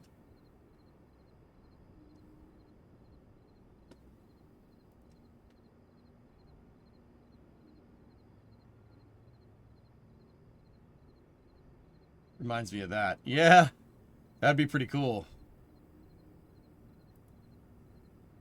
Geek has returned. Welcome home, man. Like, dude, just the straight detail of this map is absurd. And once again, I can tell you just from like doing environment modeling, this map's way bigger than GTA 5. Like way bigger. I mean, dude, look at all the detail going on here. It's eye candy for days. You could see a pad in the upper right. Yeah, Varen, but I don't think that map is... I think that's just fan art.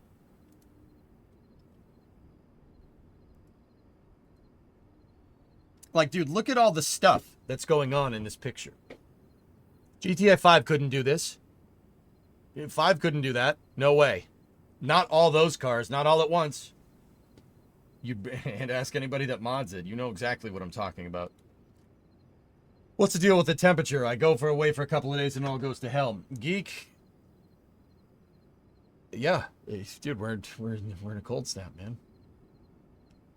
Map size comparison. I hope they improve the car sounds.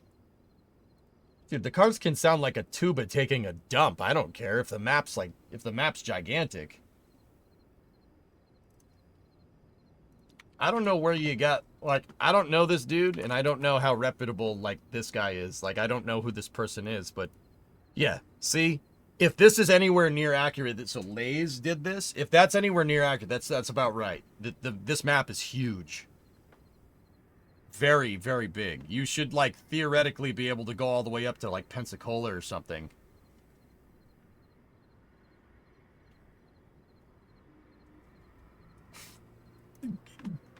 Assuming all this stuff will be going on in game and it's not a rendered cutscene, it doesn't seem to be, Caveman. Like the nightclubs. Like the other thing that I've noticed is that in GTA 5, when cars get a certain distance away, they become an abstracted alpha channel of light. Like, right? Like, if you're flying at night in GTA 5, you look down at the streets, it looks like just a little light moving back and forth. It's obviously not rendering the car. But the interesting thing here is, look, that boat's being rendered. So is that one. So is the aerostat right there. And so are cars up and down this highway pretty much right to where the cloud cover is. I can see a rendered truck up there. You can see a flatbed. So this is, once again, the rendering change, the rendering in the amount of detail that's going into these cities. Like GTA, once again, see all the people partying on the damn ship? GTA 5 couldn't do that. No way. Not a chance.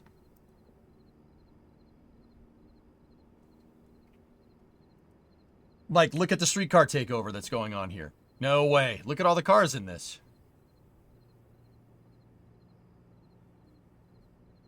They could be forcing the LOD to be higher since it's not in real time. Yeah, Spoiled, that's true. I will concede that's possible.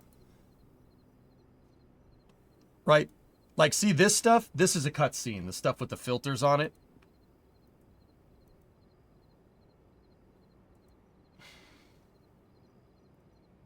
But, dude, even then, dude, look at this. Like, these graphics are ridiculous. They're really, really good. This is way better than, like, it's way better than 5. It doesn't look like it, dude, but it's way better.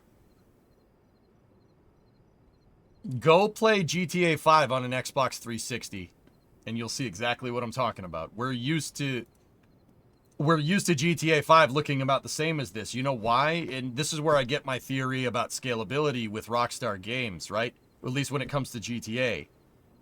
Rockstar builds scalability in graphics into all of their games. Like, once again, they've released GTA 5 on 360, but then they released it on Xbox One as well, right? And Xbox One, the graphics were way better, right? Because the way Rockstar's advanced game engine works, or Rage, the way it works is that there's no theoretical limit to how you can scale the graphics. You could scale the graphics. Rockstar designs the game to be able to be played and have the graphics, quote unquote, hold up 5 years down the road or 10 years down the road. The reason why is because if you ask Rockstar, their plans are measured in centuries. No, it's true. Or decades, whatever. If you look at it, the graphics, when GTA 5 released on PC, if you tried to max out the graphics, your computer would take a dump. The hardware didn't exist to be able to run graphics like that. It didn't exist, but the game grew into it. Rockstar was anticipating the hardware coming down the pipe, which tells me that they believe in scalability in their engine. And if that's the case, like I said, this map's way bigger. Like, way bigger.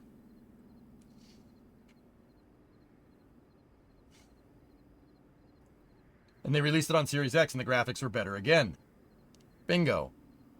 They make their graphics and rendering scalable. It's scalable. The rendering in their games is absolutely scalable, and it seems like they're doing it again, which is, once again, if you're doing scalable graphics and you're trying to get it to do all this all at once, like, look, you can see the grass growing out of the damn road right there.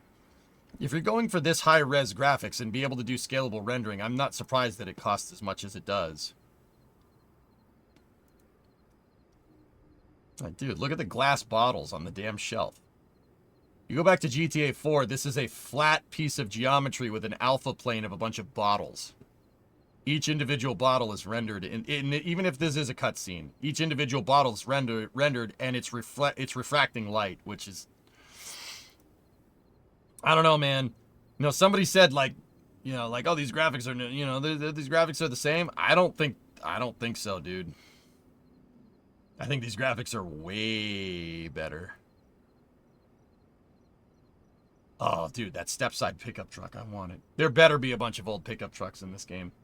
Can we see GTA 5 to compare? Yeah, sure.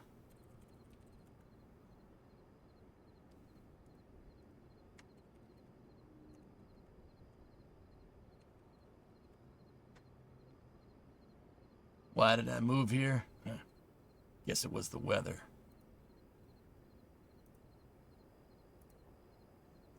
Ready to have your mind blown, Natch?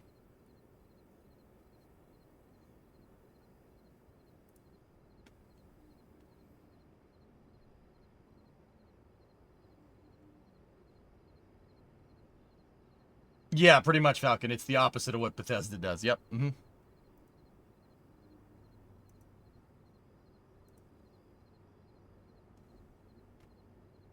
Yeah, we'll go back to workers after this, dude. Look.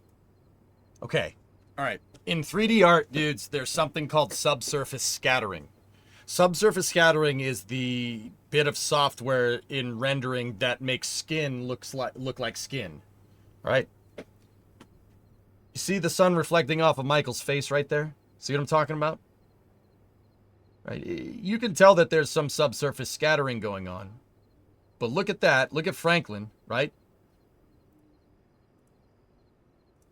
And then compare that to this cutscene over here.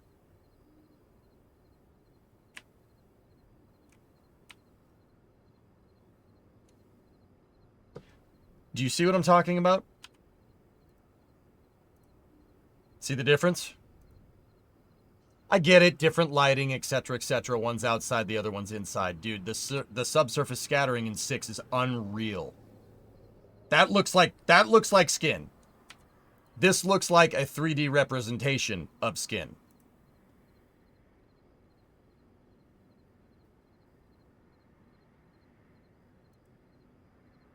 See what I'm talking about? One is a woman? Yeah, dude. How'd you know? Yeah, you noticed that, huh?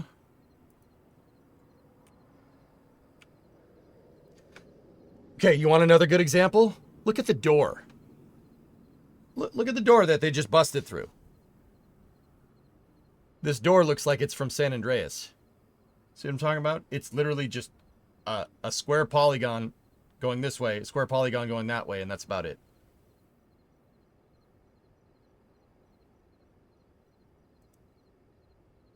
Now, compare that to the scene a little bit later here where they bust through the door. Right? Over here. Look at those doors. Compared to that. See what I mean? KSP2 had much better graphics as well. I think, BPAT, I think Rockstar might have a little bit of a bigger budget than Intercepted. So, like I said, the graphics are scalable in Rockstar games. When these graphics first came out, like, look, dude, that looks terrible. It looked great for the time.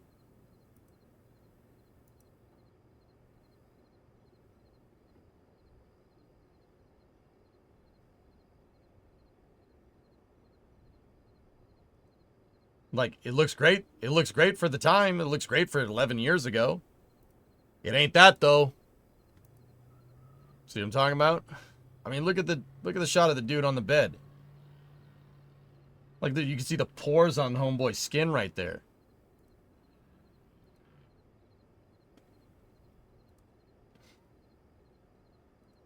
Yeah, dude, like this is ridiculous. The game's gonna be awesome. Like, not gonna lie to you, it's gonna be freaking sweet, dude. I'm gonna play the snot out of that game. But do the pores stretch? I don't know, man. Maybe. I mean, Rockstar made the horse's nuts contract when it was cold out in Red Dead, so yeah, maybe. It's the difference between 3 and 4. It looks the same, but it ain't the same, dude. Anyway. Let's go play workers for a little bit. You know that, right? If it gets cold, the horse's testicles retract. Yes, they put that in the game. I don't know why. I'm not sure the exact reason. Immersion? No, that's probably not the right adjective. No way, that's actually a thing. Oh, it's a thing.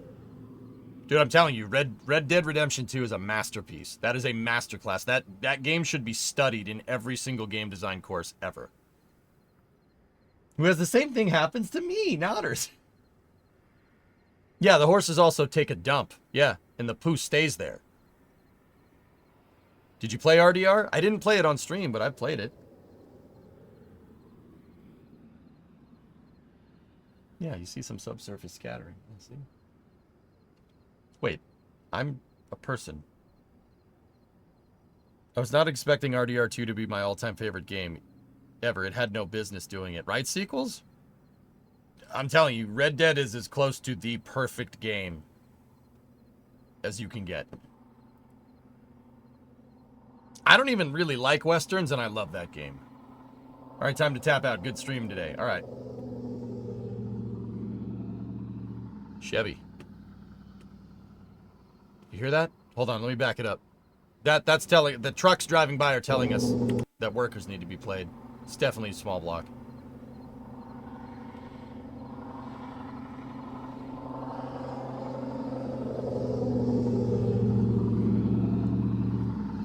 All right, what drove by? Now I gotta look.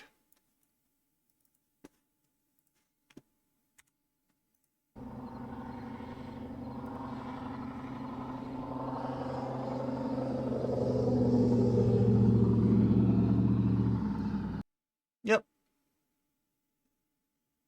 Might be an LS. I think that looks like a Silverado. Single cab.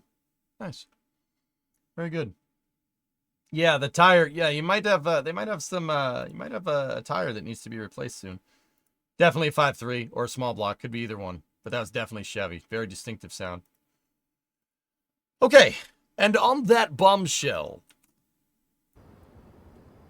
it's time to play some workers. Let's finish up designing up those interchanges in workers. I'm going to jog the VOD. We'll go to part 7 of the Yekograd Republic. I hope you guys enjoyed Space News. I'll see you in a little bit. Be right back 1 second.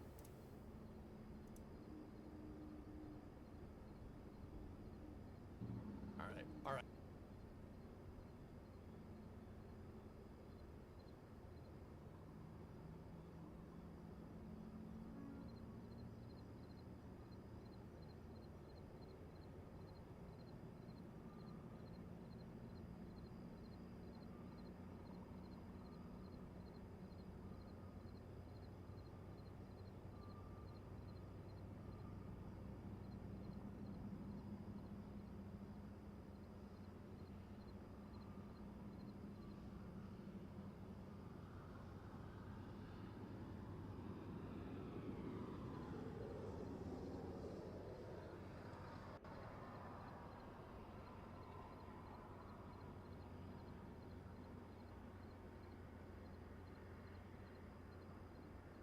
Guys, was it part 6 or part 7?